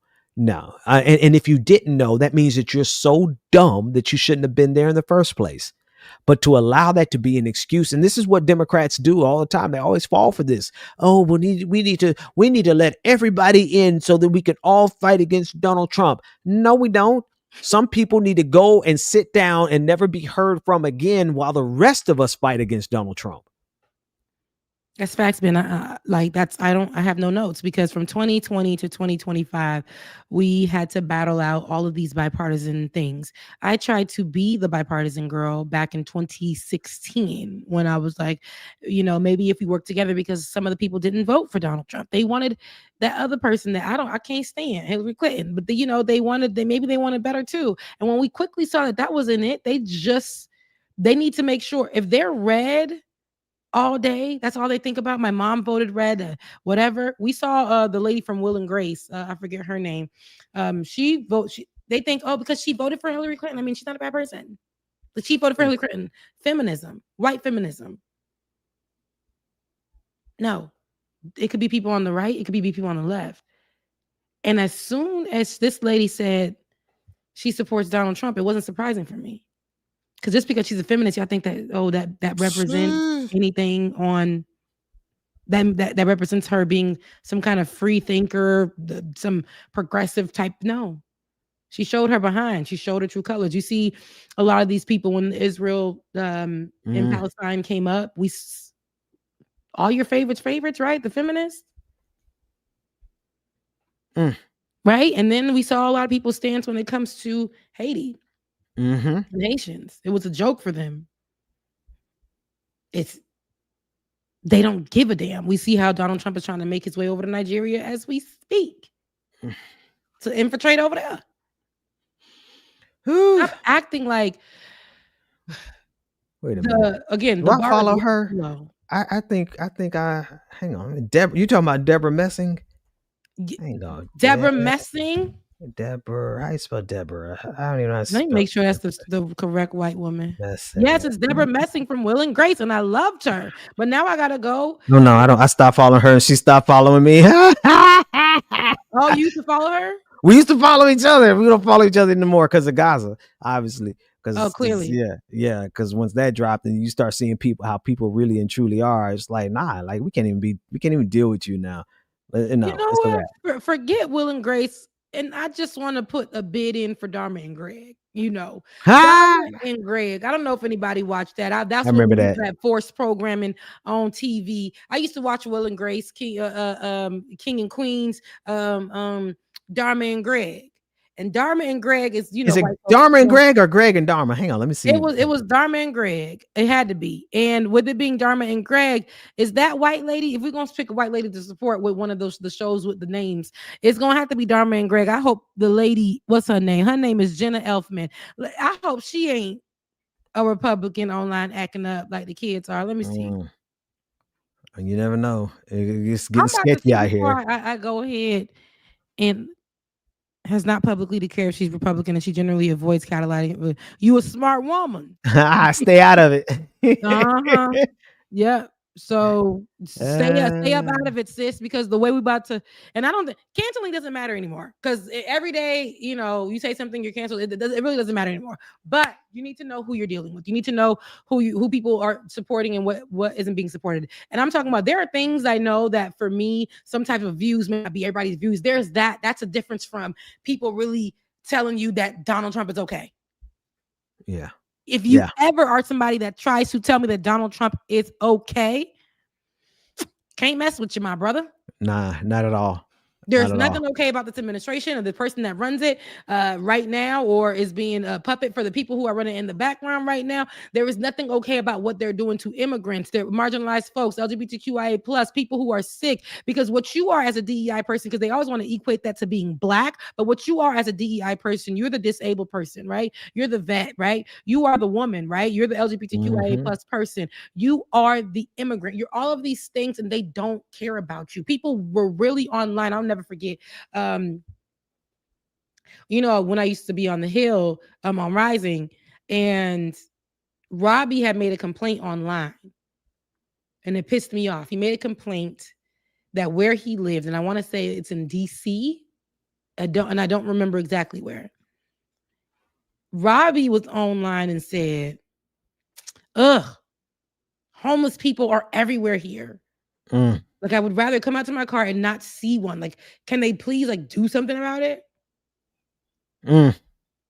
Robbie, the same Robbie that was in a relationship with the woman, Lavender, had to be Lavender. I called it from, I knew it. I said, Robbie he ain't gay already. No, he's married to a woman for years. I think his high school sweetheart. Robbie done came out with his lover, his partner. Oh. Okay, so which is it?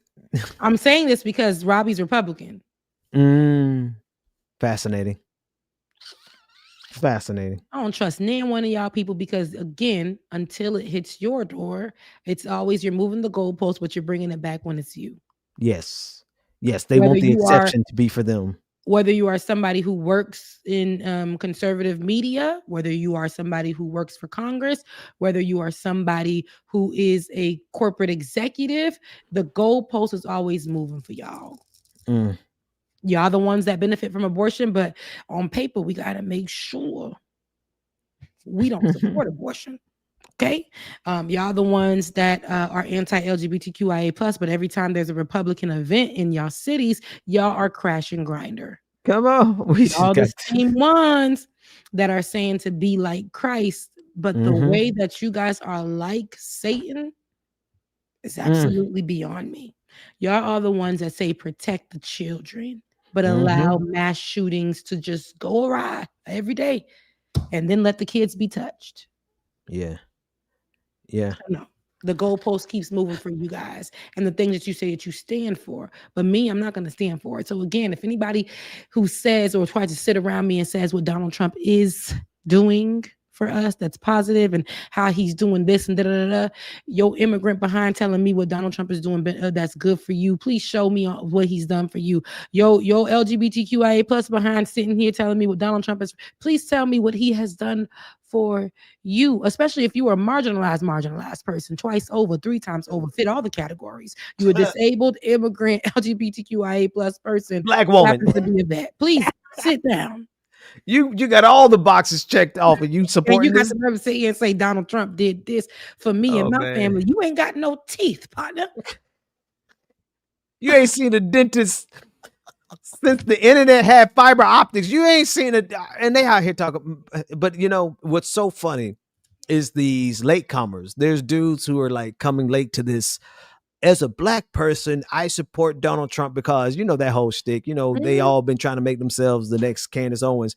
But what's funny is like now they have to go extra hard to extra coon, extra doubly hard, and they still get like 10 likes and 10 retweets. It's like y'all are coming out to present yourselves as these pro-black MAGAs, and you're selling your soul for the whole world to see, and you're not even making like $10 a month doing it. Like, you didn't miss the train, has left the building. It's over.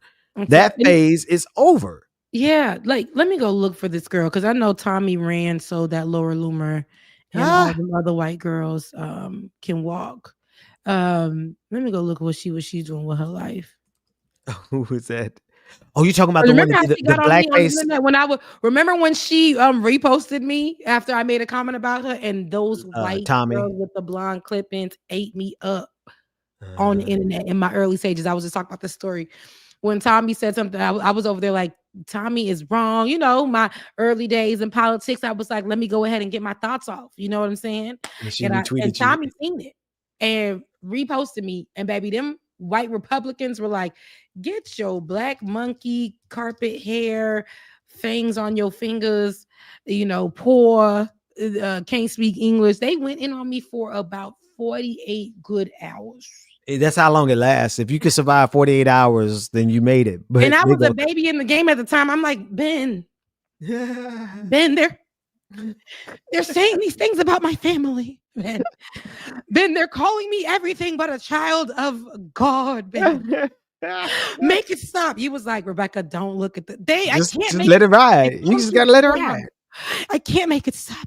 It was such a time, but now but like I said, Tommy was supposed to be the girl that was on Fox, and then Fox kicked her off. And where did she go? She went to her house. And while she still has views, she's not the name that we hear anymore. Yeah, oh no, nobody care about Tammy. It's not the name that we hear anymore. But she is the reason why a lot of the girls are who they are. They got to give credit to that. But it goes to show what you were saying. Y'all think that this is a long-lasting gig for you. Nope. You will be thrown away, or unfortunately, Charlie Kirk at some point. Oh Lord. Seriously. Did we turn his name into a verb? Right. He turned George Floyd into a verb. Didn't he though? He turned all these other. He tries to what he said about black women. Like all those things are still. Let's not forget what happened to him is terrible. I don't like it, but I ain't forget. Come on, because how you die. Do you remember that sermon? Does not redeem how you lived. That was a sermon right there. That man. That's true, and I want people to stick by that because the way my Lord and Savior died for me. I know my Redeemer lives. Hey. But not Charlie Kirk. I don't care how many halos you put on him. Well, what's crazy though? What's crazy? And again, I don't have to give this caveat. I want to give this caveat. I did not. That thing bothered me. When they killed Charlie Kirk, that bothered me. Hang on, let me be specific. Not they, because they didn't kill Charlie Kirk. That white boy from wherever he was from, that one individual killed Charlie Kirk. That really bothered me. And watching that video and seeing it over and over again, because I never been a person. That we've seen it, Ben. Right. I've never been a person to watch. I'm not one of those people to go and watch snuff videos. That's not my thing. I turn away. I can't look at it because I don't want to see it.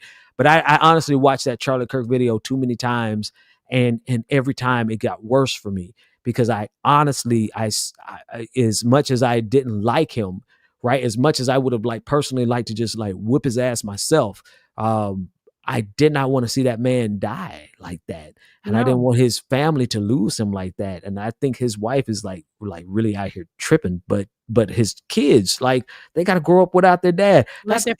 If you are a good father, that's your worst nightmare, to not be here to raise your kid. All of that said, though, I know who this man was. I know what he did, what he helped build. And so I'm with you on that.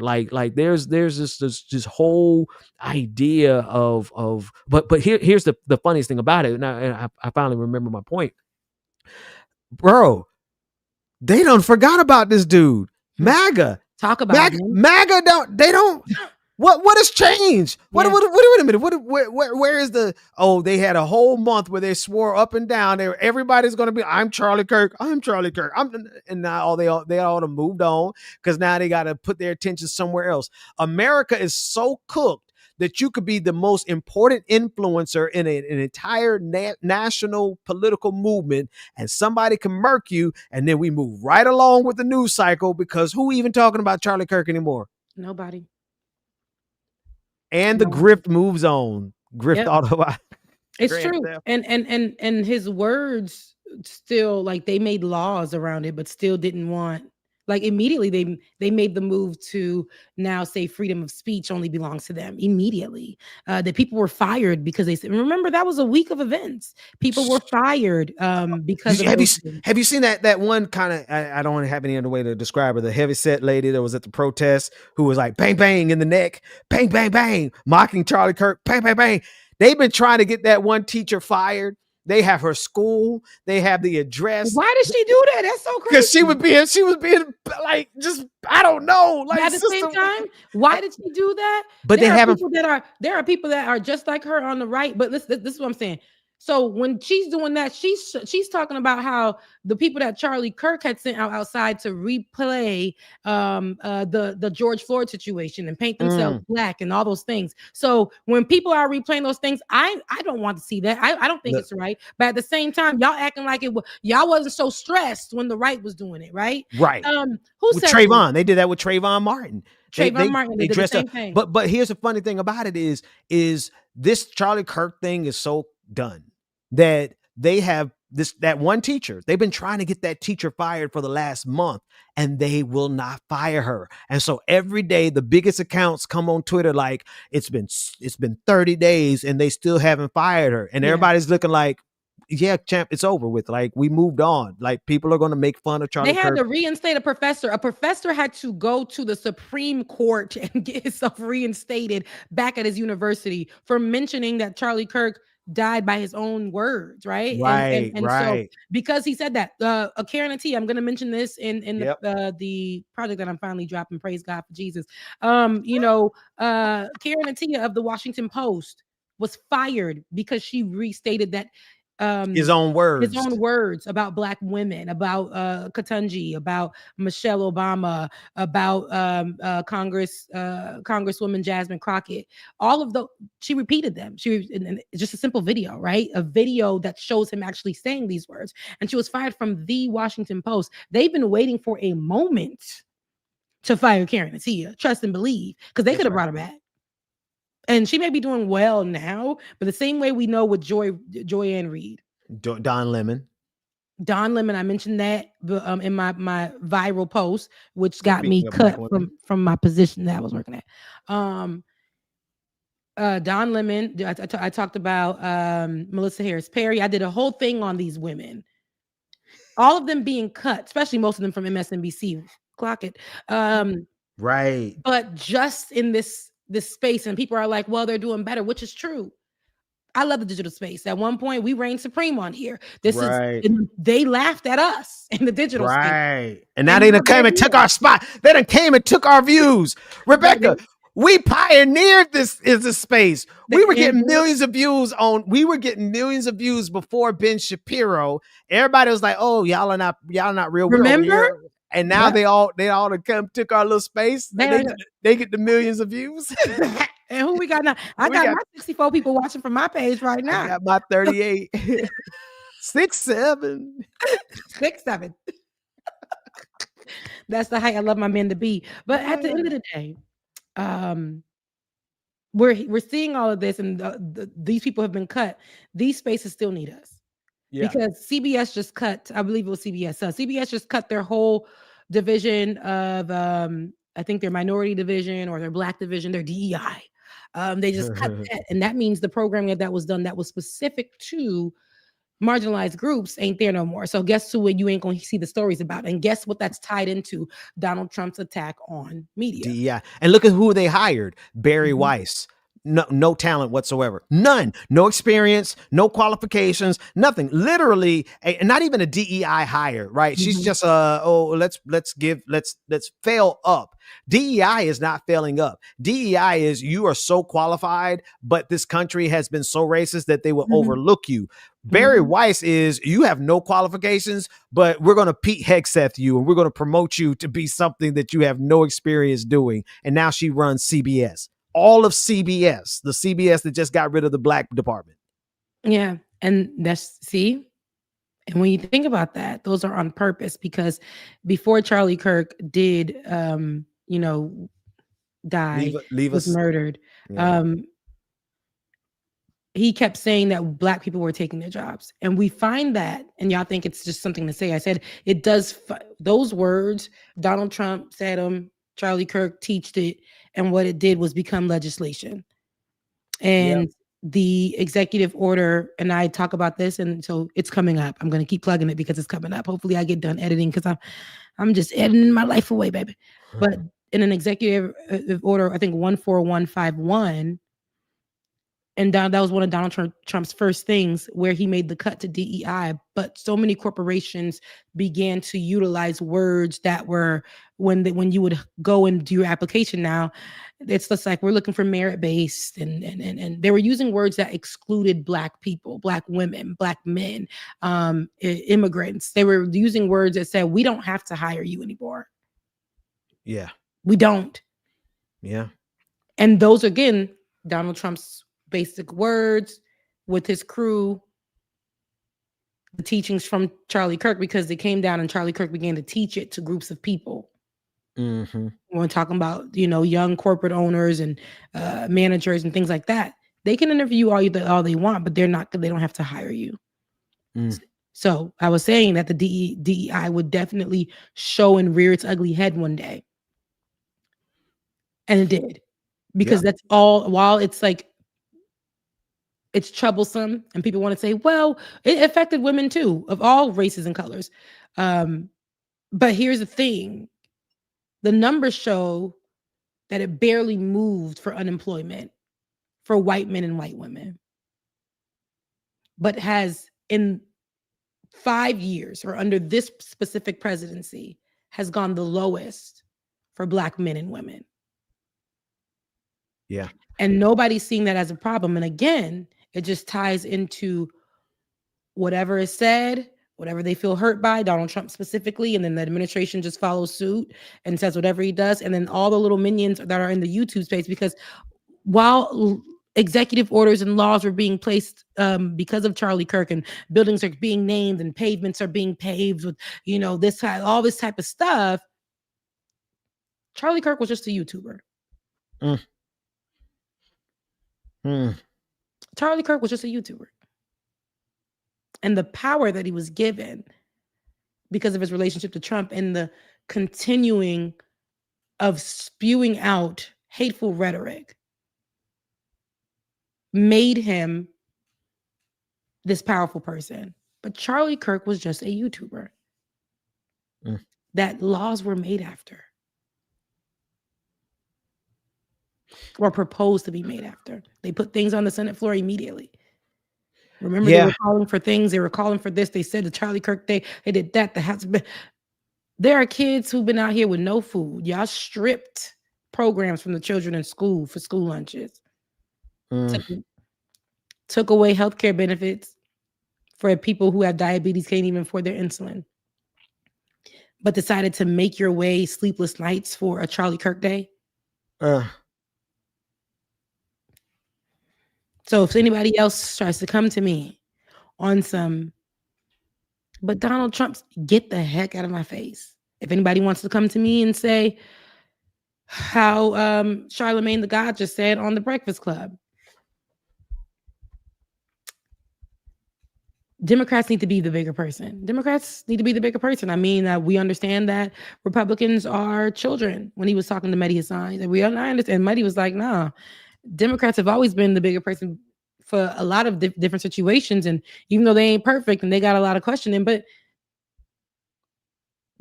Republicans get away with their actions. And it has been like that for years and years and years. Forever.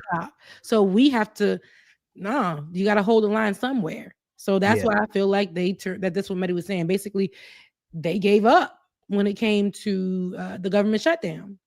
Yeah. And I don't even want to talk about that because you know what, man. This is the thing. Like at the end of the day, I think people have to realize that I'll be right back, man. once we survive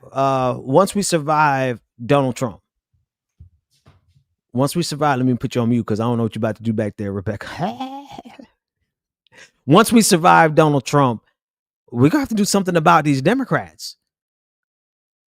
Because there's never there has not been a single time in American history that Democrats have not supplied Republicans with just enough support for the Republican agenda to always win. Always.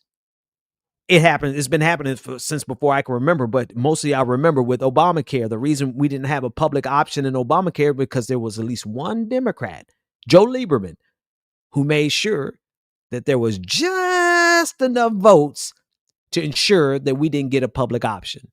And they've been doing that. Kyrsten Sinema, just enough votes. Joe Manchin, just what's the Olger who's in the hospital now enjoying his benefits while the rest of America loses their benefits? What's that man name that I can't remember. The one that had a stroke. I can't. His name is escaping me right. The white man that's getting ready to go. Yeah. I should know his name. His name should really be Fetterman. Him. Yeah. Mitch No. No. Joe Fetterman. John Fetterman. Oh. The Democrat who pulled a gun on a black man, and we should have known then. Back when he was a mayor of whatever, some mayor down in Pennsylvania, we should have known not to trust him. But Democrats always provide just enough votes to make sure that the fascist agenda always succeed. And so I'm saying what we got to do is once we survive Donald Trump and MAGA, we got to purge Democrats too. We got to get rid of all these Democrats who are doing the bidding of the same empire that has been screwing all of us over since time immemorial. Like there's not what time in American history has this country not been exploiting us or exploiting the globe, period. And we've had Democrats who have always supported and helped that. So the answer is not for us to just get, because they're trying to push Gavin Newsom. They're going to try to say, oh, if we get Gavin Newsom back in office, we can go to brunch. And let's talk about that real quick. Am I the only person that be seeing Gavin Newsom do mess and then be like, I don't think he's the guy, and everybody's like swooning over him? Yeah. Am I the only person that thinks that? I feel like I am. I feel like, didn't we just see him sitting with Charlie Kirk having a good time? Yes. And didn't we just hear him say a lot of real Republican things? Didn't we see just veto reparations? Like anti-immigrant, like it was, y'all didn't hear that or see that? Do you remember when he personally went downtown, I guess San Francisco, some California city, he went down Los Angeles and personally threw away the tents, plural, of homeless people personally with his own hands to make the point of he was cleaning up the Blythe in California. He's not my guy. He's definitely not my guy either. But what is the obsession around? It's like they're trying to Cuomo him. Remember when? Because I always say this because I got to be truthful, and I had to say how God has delivered me so many times. And in that time, I want to say, what was that? 2020. This is my truth, and this is my testimony. Is this thing on? First giving honor to Christ, my Lord, who's the head of my life. Go ahead. Amen. And so I just wanted to let y'all know, like, when everybody was just like, Cuomo's our guy, and to be next for, I think it was president or governor, and swooning over this person. Information started to fall out, and then his real true character started to show.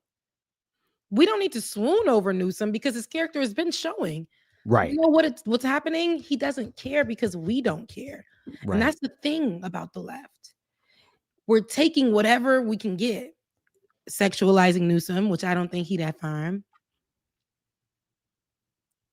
Letting him speak to the ops and say that's a good person. When I saw any pastor saying beyond what happened to Charlie Kirk was wrong. Because I still cringe and my heart hurts when I think about that video, seeing it live, what happened to him. That's just wrong. Don't want it to happen to him, and I don't want it to happen to children in schools or immigrants or Black people shopping in the grocery store or any of that. So gun control, please. But I say this to say, like, I thought that these people were the person just because, like, this is what we got. But that's why we're in the messes that we're always getting ourselves into. Republicans get exactly what they want. They seat exactly who they want. Right. They come together and be like, this is what we're going to do, even though I don't like you, but we got to stay because we're on the same team. Let's get this person in. Seeing how Dems can vote very conservatively, but we're placed in enough. Yep, like you were just saying, I heard you. Just enough. But how they can vote very conservatively and lean over, but still hold these Democratic seats. Yep. There wasn't no room for them. So they had to sit outside the club, the GOP club. Right.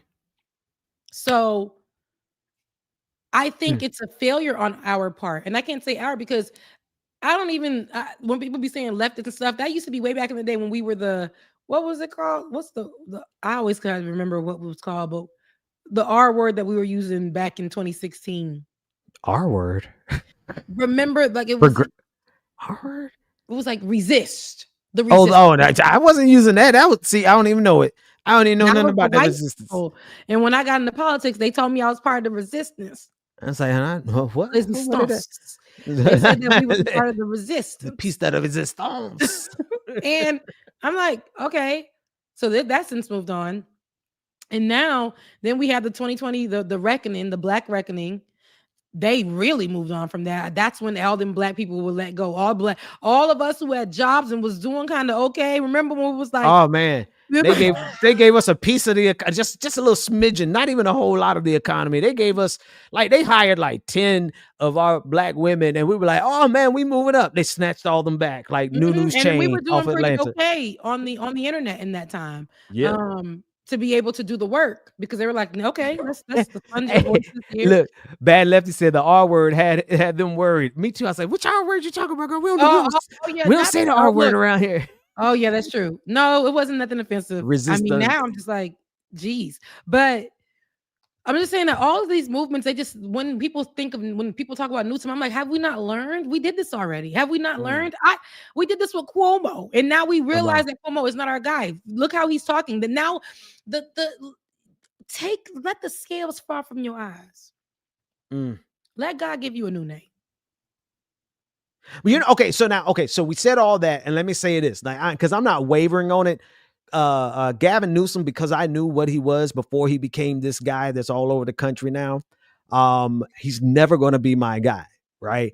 But I will say this: I'm glad that he's stepping up to do what he's doing because somebody needed to do it, right? Somebody needed to go out there and out spectacle and make like a bigger show than Donald Trump. So in terms of the spectacle, all right, he's out there, he's got a little team and they're out there making fun of Donald Trump and the memes are funny and ha, kiki. If he gets elected as the next president, absolutely going to be an improvement from Donald Trump. But can't nobody ask me to support this man blindly. We're not going to turn around and say, oh, he's so inspirational. Oh my gosh, he's the answer to our times. No, he is a sufficient replacement for Donald Trump, but we still got to purge the entire system. And I agree. And I think that's where my point is. I feel like put a little fire under him. Y'all just be like, y'all don't say nothing when he does these. It's not given.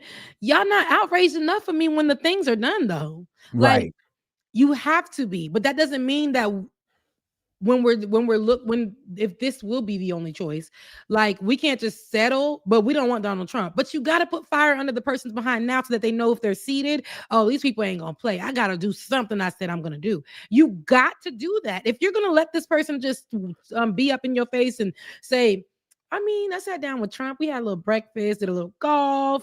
He's not a bad person. They got to go.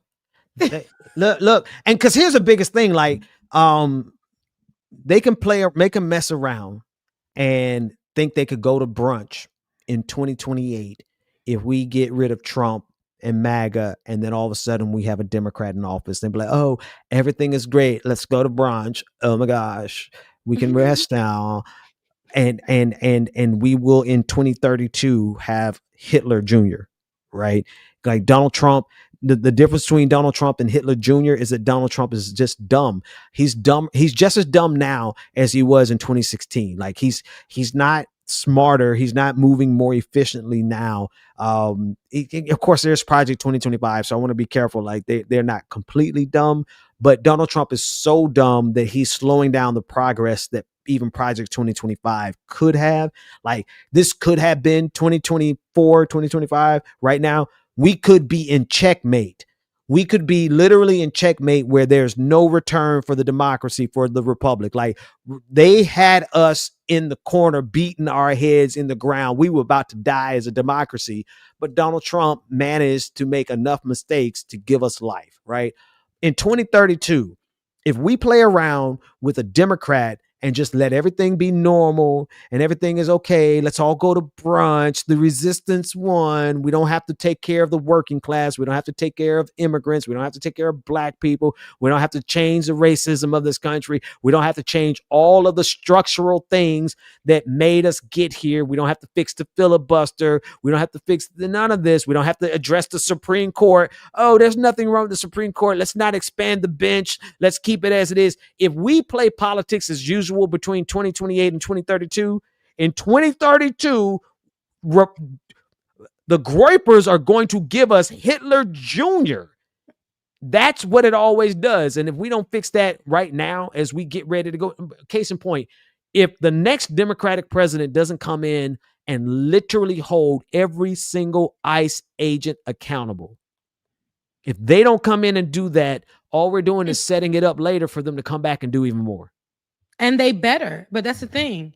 Even right now, I don't think while there is a fuss about what the ICE agents are doing, it's not really a big deal about the immigrants, beloved. So I don't know if they're going to be the ones, to put the pressure on that, but I would love to see it. But that's what I'm saying. What we have right now is this affinity for mediocre, like people who ain't gonna do the pressing that you're talking about that needs to be done. So I'm saying we have the time right now to take it back to the drawing board and be like, hey, yo, you trying to run for something? Well, these are things that you say you're going to run on. What does that look like? I want to see it in real time. And then also for the people to be able to take the criticism, or we hold them accountable. We've been preaching, hold them accountable, hold them accountable. Holding them accountable to them is to get online and to tweet something out. And just because they send their team to send you a VIP ticket to their next press conference, that doesn't, and you get to post about it, that doesn't mean holding them accountable, beloved. That part. Yeah. And I think another thing people got to keep a benchmark. I don't care if you don't like Donald Trump. If you supported this genocide that's going on in Gaza, like that showed me more character. That showed me who you really genuinely are. Deeper. I don't care. And this is the same thing with Marjorie Taylor Greene. You cannot turn around and tell me, oh, I'm opposing Donald Trump now, so you should. No. You showed us who you are, and we got to hold to that. What kind of fools they take us for? But the fact of the matter is that they know exactly what they're doing. Marjorie Taylor Greene is playing a script, just like John Fetterman is playing a script, just like Kirsten Sinema was playing a script, and all of us are getting played as a country. And the only real question is how many of us in the aisles, in the rank and file, and those of us just citizens, regular people, how many of us are going to be dumb enough to keep falling for it? Mm-hmm. Yeah. Questions that need answers, because actually questions that don't need answers. I told you we've been asking this question for a long time. Everybody is stupid enough to fall for it again. That's the thing about it. And I'm not going to give people grace like I've been giving. You know what's great about us though? We have been out here so long and been doing this so long that we've seen all of them come and go, Rebecca. Like, we remember when Ben Shapiro came. Remember he first came on the scene? we were doing this work, and now he's on his way out of the scene. Like we've seen all of these big time. We remember when Candace Owens emerged, and now it's like she's old news. She's still making like a lot of money, but at the end of the day, we see like we remember when Donald Trump came. We remember what it was like before Donald Trump, and now we see this Epstein thing maybe it'll get him. I don't know. But what's great is we've been on the background watching all of them come and go and come and go and come and go. And because people who get online and try to say, well, you know, this person's a great. No, you don't. No, we knew ago. them. We knew them when. But here's what's great: because you and I, we ain't never really had our moment in the shot. You know, we've been in the background all this time. It's like in that way, we're gonna outlive all of them. Our work is gonna be outlived because they have come and they're getting ready to go. They've had their moment in the light. They've had their moment in the shine. We knew what they were before. We know what they are afterwards. And the whole time, everybody looking at us like, well, who they is? No, we just been people who just been laying low. We've been here. We've been there, done that. We know all y'all. We know all of them by name. We know their scandals. People want to know, like, why do I know so much about politics? Because I've been in it so long. I know who was screwing who and when. I know exactly like who got sexual assault charges. I know who got sexual harassment charges. Because we cover these stories. You cover these stories for over a decade. You don't forget the whole laundry list of each person who's in the limelight right now. And so we just go, keep remembrance. And then when our time comes, we would have outlived them all. What are you talking about? Of course. What do you think? What do you look? I don't just do this. I don't continue to do this work just because like it's an addiction. I do this work because I'm plotting on these people. Yes. What do you mean? I love that, Ben. You still have a heart to believe that we'll be back or we'll be better. Oh goodness. We've been saying it for so long. We had to weather the storm though, right? You got to think about this, right? First of all, this pandemic. First, we were streaming before everybody else in this way, right? In terms of like just from our homes. Like, of course, TYT was there doing what they were doing for decades, but here we came with a whole new format of connecting us all around the country, right? And streaming on a morning show, blah blah blah. We were doing that before everybody. Now we laid low for the last 4 or 5 years of this whole thing, and we're still here while all of their shows collapsed. And they all are like, some of them got real successful and then they collapsed. Some of them didn't get successful and they start fighting each other. And here we are, just steady Freddy, still doing our thing. Yeah, come on. I'll give us that credit. I say that to say, I say that only because like I am, me and you aren't the creator types, and we're not creative. Well, I'm a journalist, and of course, you've been a political brand from before. You taught me a lot that when I'm coming into this game, you were my sensei. So, with that being said, I say that to say because I am not the one that's going to, be pointing to an article in a video and this is no shade to anybody because they making the money or dancing on a TikTok or whatever. I actually like doing the journalism work. I like being a journalist. I like having these conversations. I like having these platforms. I like sitting on other platforms to have nuanced conversations about things outside of this as well, outside of politics. Shout out to Ole and friends. I'm glad that I left the debate scene where I had to sit amongst people who were not like-minded. Shouts out to Rising on the Hill, but grateful for the opportunity. I say that to say it's tough when it doesn't help us to be able to live. Oh yeah. No, that's the toughest part about it. Love doing what I do every day, but it's just that's the motivating factor. It's like I said, I'm going to say this again in my piece that's coming out. I have to be okay with understanding that like I told you, was let go from my job, which y'all know of because of politics, because of my work. And then after Donald Trump came in this time around, thought this job was going to change my life. And this particular position, they hit me up because of my Charlie Kirk analysis. And we're like, yeah, it's too strong. The words that they use were like, basically, it's your presence online is too strong. Basically, they're all white men and those type of things. And every application that I've done is hundreds. And then I can't. but I have to know that I will never be able to have a normal job ever again. Yeah. They won't accept me. And at the same time, in this place is just the place that I thrive in, the place that I'm in, and I'm well known. I'm grateful that you guys have even made me a public figure. If I say, Ziggy, who is Rebecca Azor? Is Ziggy on? Rebecca Azor is an independent journalist and host of the show. Like it or not, she's known for her work in digital political journalism, breaking down complex news stories in an accessible way. Azor has gained significant attention, with some videos reaching over 10 million views. Where you got that number from? Saturday morning show discussing culture, news, and current events. Would you like to know more about Rebecca Azor's show, Like It or Not? No, thank you. I appreciate it. Wait. Hey, Ziggy, who is Benjamin Dixon from the Benjamin Dixon Show? Let me ask. Hold on. Ziggy, who is Benjamin Dixon? Benjamin Dixon was an 8-month-old baby. Oh, wait a minute. Ziggy, who is Benjamin Dixon from the Benjamin Dixon Show? It's a shame you got to get that specific. Author known for his work on the Sri Lankan conflict. He spent 4 years in Sri Lanka working with the United That ain't you, man. They don't even know who I am. Ziggy, stop. It's a shame. You got that thing programmed. I don't have a program. It's scary. I don't have a program. I literally, when I'm feeling down, I'm feeling like my work doesn't matter in this space or whatever.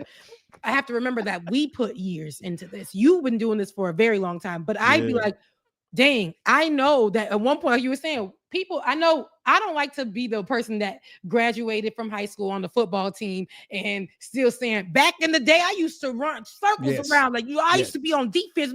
I don't like to do that, but I do know that my work at a point, and it's not about the views or anything, but we really were the only people doing it in that time. Yeah, no, we were pioneers for sure. And we're one of the first people doing it in that time. And people were laughing at me from my schooling who made it to TV news. I decided not to do television news. I did it before, but it wasn't my thing. So me getting in a space that I believe that I thrived in, which was digital news, I believe that I was able to have a voice and still do journalism. It was great to actually see. I wasn't ready for what was about to happen in that time, and it changed my life. It did. It changed my life completely, and it also taught me a lot. With that being said, sometimes I when I'm feeling like, dang, I just don't want to do this anymore. It feels good to hear. Point. Yeah, I just say, I say at least I've done something enough. Like there's something that I've done where I can be remembered as. My work can be remembered in some way, shape, or form. There's something that it came from it, and at least I'm acknowledged as somebody who has done the work, and that's enough for me because honestly, it gets draining, but I love doing this work. There is nowhere in this world that, even though I'm struggling right now again to keep the lights on, to do the things, all the things, right? But I'm never gonna. I know this for myself, and I've learned this over time that when it comes to issues that actually matter, no matter where I am in this world, no matter if it's a tweet, a thread, or nothing like that, I'm never going to be silent. Though that's right. There's just no way I can be silent for you and for me, for the issues that we're all going through, for the people that know, have seen me up, have seen me down. I've been real with you guys. Somebody the other day told me, Rebecca, on Thursday, which I love and I appreciate. Mr. Mendoza, thank you so much for your Cash App as well. But sent me the Cash App and said, don't be, what is it? Basically, put the pride to the side and make the GoFundMe, because they asked me to do that on Thursday. And I felt like GoFundMes are for people who are really like, I don't know. I don't want to be seen like I'm trying to play people for $1, right? I don't want to be seen that I'm trying to take from people who are also going through in that way. So I feel like sometimes GoFundMes, people be making them and they just taking money from folks or whatever. And I don't want to be seen in that way. I also don't want to be seen as like a pity party. I struggle with those things. And I remember what my therapist told me, though. I remember what my therapist said. What did they say? He said, I looked you up. She said, ma'am, you are doing a work. And when you need assistance and help, because you're doing the work, your village is your audience. That's your family. That's your Don't Yep. be ashamed to go ahead and ask them for help to get you through in this time. It doesn't make you less than. It doesn't make you because I say this to say, I remember somebody telling me, why are you going out for dinner? Somebody took me to dinner and I put it up on my page, and somebody wrote me and said, how you affording dinner? And you just said you couldn't pay your bills. Somebody took me out to dinner, first of all. But this idea that because I'm going through, I don't get to be happy. And I don't want people who, feel like they're helping me out say that, she shouldn't be doing this or she shouldn't be doing that. I don't want to lose the trust of the people, those type of things. There's so many that goes into my head.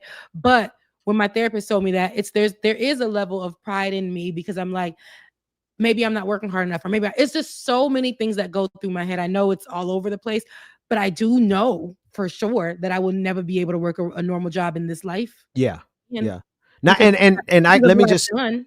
let me, because I want to make sure people understand. Because first of all, I got your PayPal up on the screen. Why doesn't it have your name in it, by the way? It should be like paypal.com/Rebecca.me or whatever.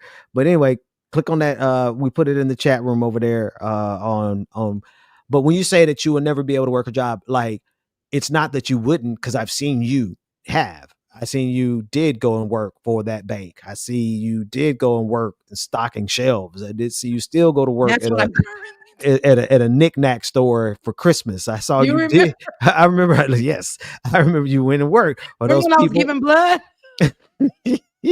So you're a hardworking sister. And matter of fact, I was talking to my sister. My brother-in-law might have a online gig that might fit you well. So I was just talking to her this week. We're gonna see if we connect you and get you that job.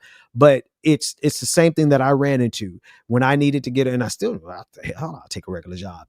But because of the work that we've already put in the game, and because of how much attention we have brought to ourselves and different stories that we have like exposed and brought to light, and how many people do hate us, regular old jobs, and they don't want to see us coming.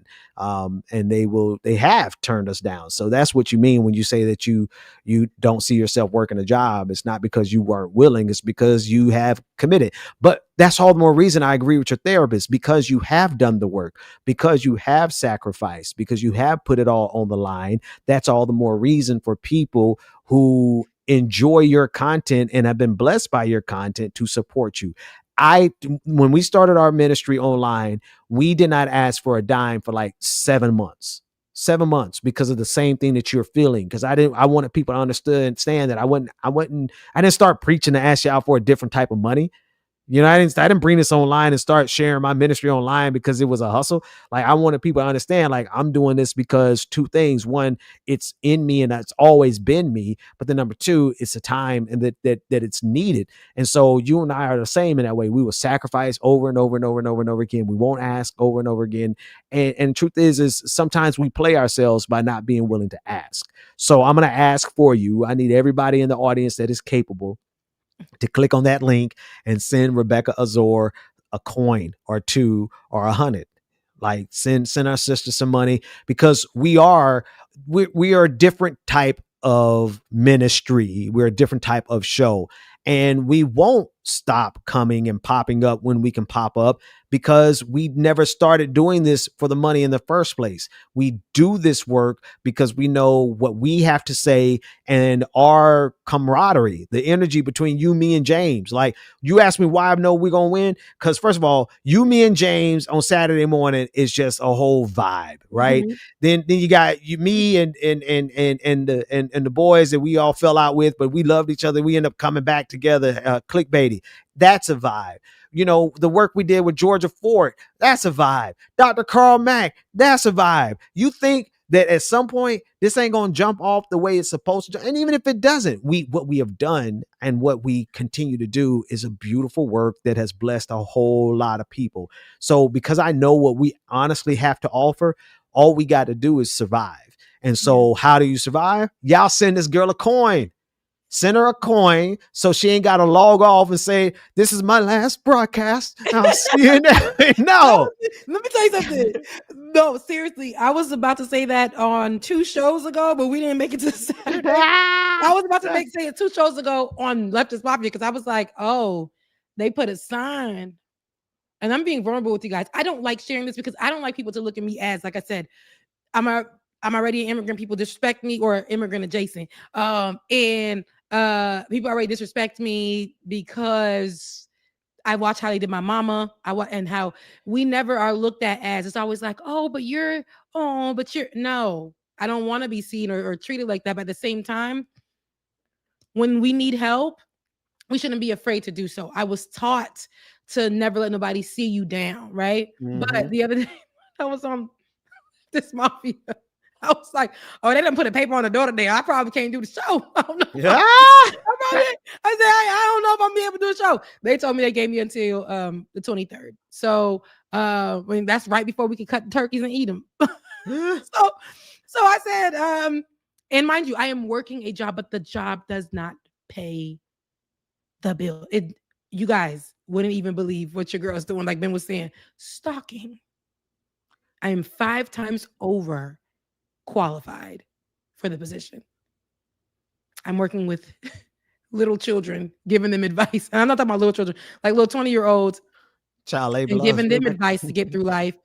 Like, hey, don't worry about it. God's got you. This one girl was like, I'm just looking for a job. I just graduated and I feel like nothing's working for me. I was like, keep pushing. Meanwhile, I'm over here, girl, I can't never get a job on this side of town because of what I do or what I've done. And that's to have a voice in politics and fight or say things or be at these, been a person who has been in the fight for immigrants, somebody who organized rallies or been organized. Like, I've done the things. And because of that, it's like almost like a target on my back. But this is the work that I want to do so bad. But it's like almost like, is it outdated for me? Is it, those type of things. This is, I love this work. It's the slow hand, Rebecca. Listen, I played enough poker to tell you this. It's the person. It's not the people who like can win big hands every single hand that wins the tournament. It's the person that lays low and can stick it out to the very end. And that's what we're doing. And that's what you're doing. And you never stopped. Like, we take breaks. We obviously take breaks because sometimes it's like, okay, this is a little much. I got to take a break. But then we turn around and be like, hey, y'all, we got to do a show. And so we pop back up and we do the show. And then we pick up the show, and it's never any different. Like, if anything, it gets better as we go. Even when we take time off, when we come back, we're stronger every time we come. Literally, we're stronger every time we come back. And so, you're paying a price now, right? But at the same time, it's like, there is the race is not given to the swift. It's to those who endure to the end. And that scripture. So just hang in there. So that said, hang on. I didn't mean to take that down. Let me put this back up on the screen. Hang on. Y'all send now, what's up with your Cash App? Your Cash App working? Oh, my Cash App's working. My Cash App's working. It's Becca's Voice on Cash App. And again, the PayPal donor link. Somebody had said, hey, I don't mean to pry, but you can make a donation link. And those things, I'm like, a donation link. I just go pump. Like, all these things are giving me heart palpitations. And I remember, again, you guys are the same people about almost over 2 years ago now that helped me when they took my checks from me. Yeah. So you guys have helped us in so many ways. And I'm like, I should be able to come here and do the things and also do the work. If you guys can't even support financially, just you sharing, liking, and no, that's all cool and good. Y'all send some money. Here go me doing it again. Yeah, no, I say that every Sunday. Those of you who can't, if you don't have anything from which you can give, just share, like, and subscribe. And it's true. It's true, right? But also, y'all send the coin. Y'all send the bag. And listen, Rebecca, when you own Leftist Mafia, you need to tell Matt to move over and let you get all the super chats, and you sit there and you read super chats until the end of the night. Like, for real. Like, well, now it's getting better. Now Matt is my best friend. No, now it's getting better. Sometimes it just be us, Matt, me, and somebody else, or that. Like, now I've been pulling up, but it's been getting better. And it's funny because my best friend will call me and be like, "Girl, Matt looked so sad when you said you was gonna be evicted." Matt was like, oh my God, I didn't even know. Yeah, like she was like, Matt just looks so sad. Like, the thing is, a lot of folks don't know that like Matt, real life. We found out the other day it ain't Matt Wallace, it's Mike. But the thing is, they know those people. Their work is actually, again, like I was saying, their work is out there, right? They are the ones that people go to, and in those we're in different. I working with them, I understand that they do have a different audience, and we have a different audience, and I do believe, and I've said this all the time, and I'm not saying that this is our audience. Our audience is ride or die. Y'all been here for a very long time. I love the support. I thank you guys.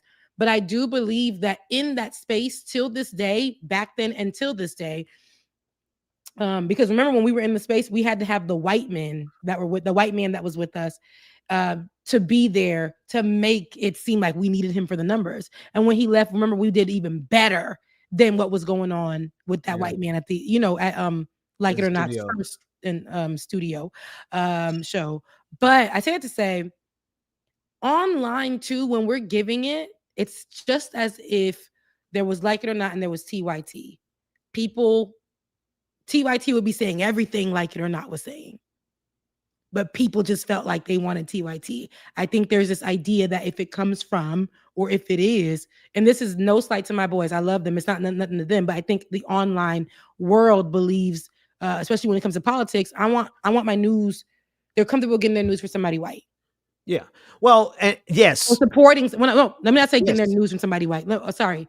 They're comfortable supporting financially a white. I think both statements that you said are true. Both of those are true. Listen, you and I, one of if you really get into the nitty gritty of the difficulties of our lanes, is that we're not in a black specific lane. If we were in a black specific lane and we were riding that lane all this time, we would get a similar type of support from the black community that folks, it's just what it is. I mean, I don't feel like that's a statement of racism. Like, we're not accusing anybody of racism or anything like that, but it's just online spaces are siloed. They're segmented, and people go and get news from people who they feel most familiar with. And that's just what it is. So, but what makes it difficult for us is that no, we're in a lane that's not necessarily black. We're in a political lane that's multicultural, diverse, and inclusive of everybody. So if we made our show black specific, then we probably would have run up the tab by now with black support, right? But because we're in this particular lane, it's a mix, and it's been like that forever. So I don't think you're wrong in stating that, and I don't think you're accusing anybody of racism whatsoever. It's just kind of a fact of the numbers. Yeah, and that's exactly what it is. And it's not like you said. I even think because remember they wouldn't let us be black, but I even love that we have supporters from all over the world, who want to be allies, who watch us. This is a for us, by us show that has stood the test of presidency. Multiple presidents since Barack Obama, ain't it? Oh, since Trump won. Trump. It was the first. That's when we first got together. You was rolling in, I was rolling in, and I'm like, hey, fresh out my master's degree. I'm a journalist, and you was like, girl, yeah, okay. But I was already I was old and haggard when I met you 10 years ago, Rebecca. If you saw how white my beard is now, that's crazy. Is that why you're hiding from us? Because no. I'm just laying low because I'm just laying low. I have to. We have to do a show where, like, I have so many videos of us at karaoke. No. We're gonna put the karaoke away. Like, remember the karaoke? I do remember as a team building activity. I remember the karaoke. Video. I remember the karaoke. We're gonna put that video away now. We're not remember your baby shower. I remember the baby, and I remember all that. And I was young and bright eyed still. It was a get out moment. I didn't have. We were in the back like.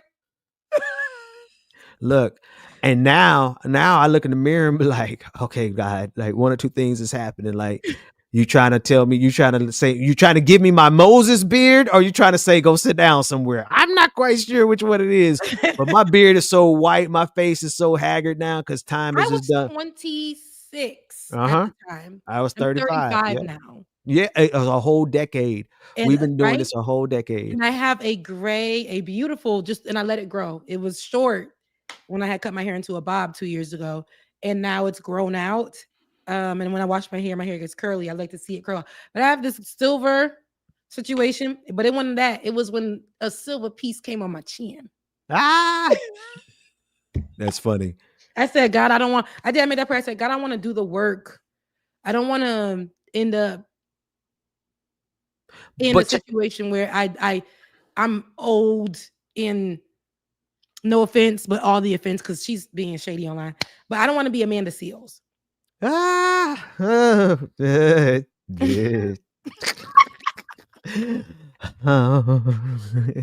there's a difference, though. You wouldn't be an Amanda Seals just because of age.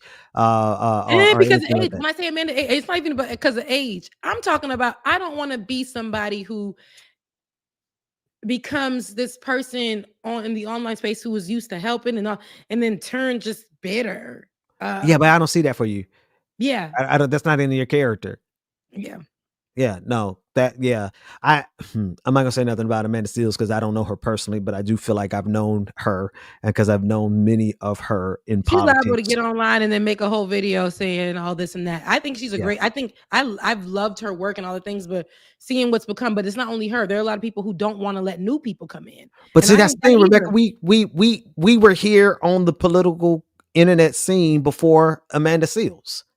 So like you've got more time in the game than she does. And we are still like there's a virtue, there is a value to people who don't get late bloomers. There it is. Late bloomers. Don't worry about that. Late bloomers have their value, they have their place, they have their space. And part of it is that we get to come in with wisdom. A lot of these folks, they mess up because they come in without having experience, without having wisdom, without knowing the game. Like we're totally different. We've been there, done that. Now we're in stasis. We're like, we're cryogenics. We're just frozen on ice. And that's fine. But in the meantime, like we got enough knowledge and wisdom to when we get the level of success that is due the type of caliber work that we do, we're not going to be out there squandering it. We're not going to be out there making the simple mistakes that a lot of these folks have made because they've been new to it. We're not new to any of this. We're true to all of this. We know how to navigate it because we know everybody. We know them by name. We know their scandals. We've had arguments with them. So we're seasoned. That's all. We're seasoned. We've been in the crock pot for 10 years.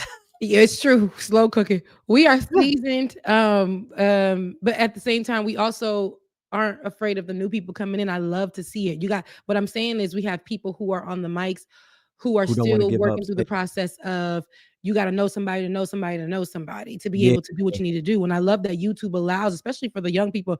Olay hates when I call her young people, but Olay is like one of the fresh faces in the scene that understood I have a way where I can create for my own. Remember, we were working under somebody else until you was like, man, please. Once you were like, we could do this on our own. Her understanding that early on and being able to do it on her own and have her own platform and own her name and do those things, and us being able to do the same thing. I love seeing all of it. You got some people in the space that have sat down with her and tried to tell her, like, you need to go back to the bottom because you skipped some steps, kind of thing. And I feel like I would never. I love to see them thrive, but I know that I also like what I do and I like how I do it. And I think sometimes it's considered vintage. We're old. Well, listen, I got to go because my wife is gone. She's going out for the day to take care of some stuff, and I got to go feed these kids. Okay, So yeah. let me go. I'm talking your ear off. Well, yeah. Were we gonna read the super chats? Yeah, no, we can read the super chats. I told you not to do that when we only got like 3 super chats. And here we go. We'll do it again. All right, we got 5 super chats. Laura, thank you for the super sticker. We do really appreciate it. We seriously. Lizzie Bennett, thank you for the $5 saying that. So can we discuss TYT being too dense to see MTV's pivot? She's an opportunist positioning herself for her higher role. Yeah, like TYT is a mixed bag. We came for them, and we will, also call them out when they do great things. I'll say one good thing about TYT is that they have been like thorough when it comes to Palestine and Gaza and their coverage there. And so, but then they're also just doofuses on so many other stories. It gives me a headache how dumb they could be on some stuff. Once we survive Trump, we need to vote these conservative Dems like that Olga Fetterman out, even if they show an inkling of being a centrist. I agree. They got to go. All of them. Tracy Eva, thank you for becoming a member of your channel. Rebecca, Tracy Eva is a member of your Tracy's a family. writer. Thank you, For Tracy. sure, for sure. Tracy Eva, thank you for that PayPal the other day. I meant to say that. Thank you for what you sent Tracy, over. absolutely. Yeah. Thank you as well. I seen it. Thank you. Yes. In New York City, Playboy 78 sent $20 to Rebecca's channel. Keep up the good work, guys. Thank you. And then Pendulous Dragon been riding us forever. Ever. Tea time, love you, mean it. Thank there you. It is. That's it. Okay, look, me waiting. I want to thank the people. Look, I want to thank everybody. I want to thank everybody. So many of you have been giving your last, whether it was $1 or 10. I've been really, really appreciative of that. For this specific stream, I want to definitely hit up David. Thank you, David Mendoza. He's the one that said, "Don't be too proud." Sis. Don't. You're right. Gabrielle Jinko, Trenton. Don't call their last name though. Carrie, thank you, Tony. Thank you for holding down my page while it's streaming along with Charlie. Thank you. Andrew, I appreciate it. Thank you. And I'm trying not to read y'all last names because this gives you government. Naia, I hope I'm saying that right. It looks like a beautiful spelling of a name, and I want to make sure I get it right. Naia or Naya. I hope I'm saying that right. But thank you so much for yours. And Henry, I appreciate it. And for the people giving over there to me on the link, on the donor link. Thank you, Mark. Thank you, Edna. Thank you, Chris. I really appreciate it. And the other people, it doesn't let me see everything on what is this? PayPal. But I really, really, really, really, really appreciate you guys. I promise you, I'm here. I thank Ben for pouring into me. I love this work. He loves this work. And we gonna do it. Yeah, we're gonna do it. 2026, we about to do a rebrand. So Ben had brought that up. So be prepared. 2026 is our year. We've been saying that for 3 years, 5 years. But no, 2026 is our year. 2022 is our year. So Ben, there's a post online before you get out of here. There's a post that's still on our Facebook page saying that we're back. That was 2018. It was 2018. We said they try to take us. I remember that post. I remember making that post. They try to shut us down, but we still here. We back, and we've been coming back. Man, how many comebacks have we had? We got more comebacks. I don't know, man. It's wild. We got more comebacks than the comeback sauce at that white place with the terrible chicken strips, Raising Cane's. Anyway, I love you guys so much. I will see y'all when I see y'all. I love you, mean it. And again, make sure you tune in next Saturday because we're gonna be right here. I promise you, because of you guys' help, I'm gonna be right here in its home. I'm gonna be all right. I thank you guys so much. And make sure as well to please like, share, and subscribe on both channels. We want to make sure we're getting these numbers up, these views up. If you had a good time and you laughed, we preached, we had the stories, we disagreed and agreed. We did all the things in these episodes as family people do while they sitting around the table.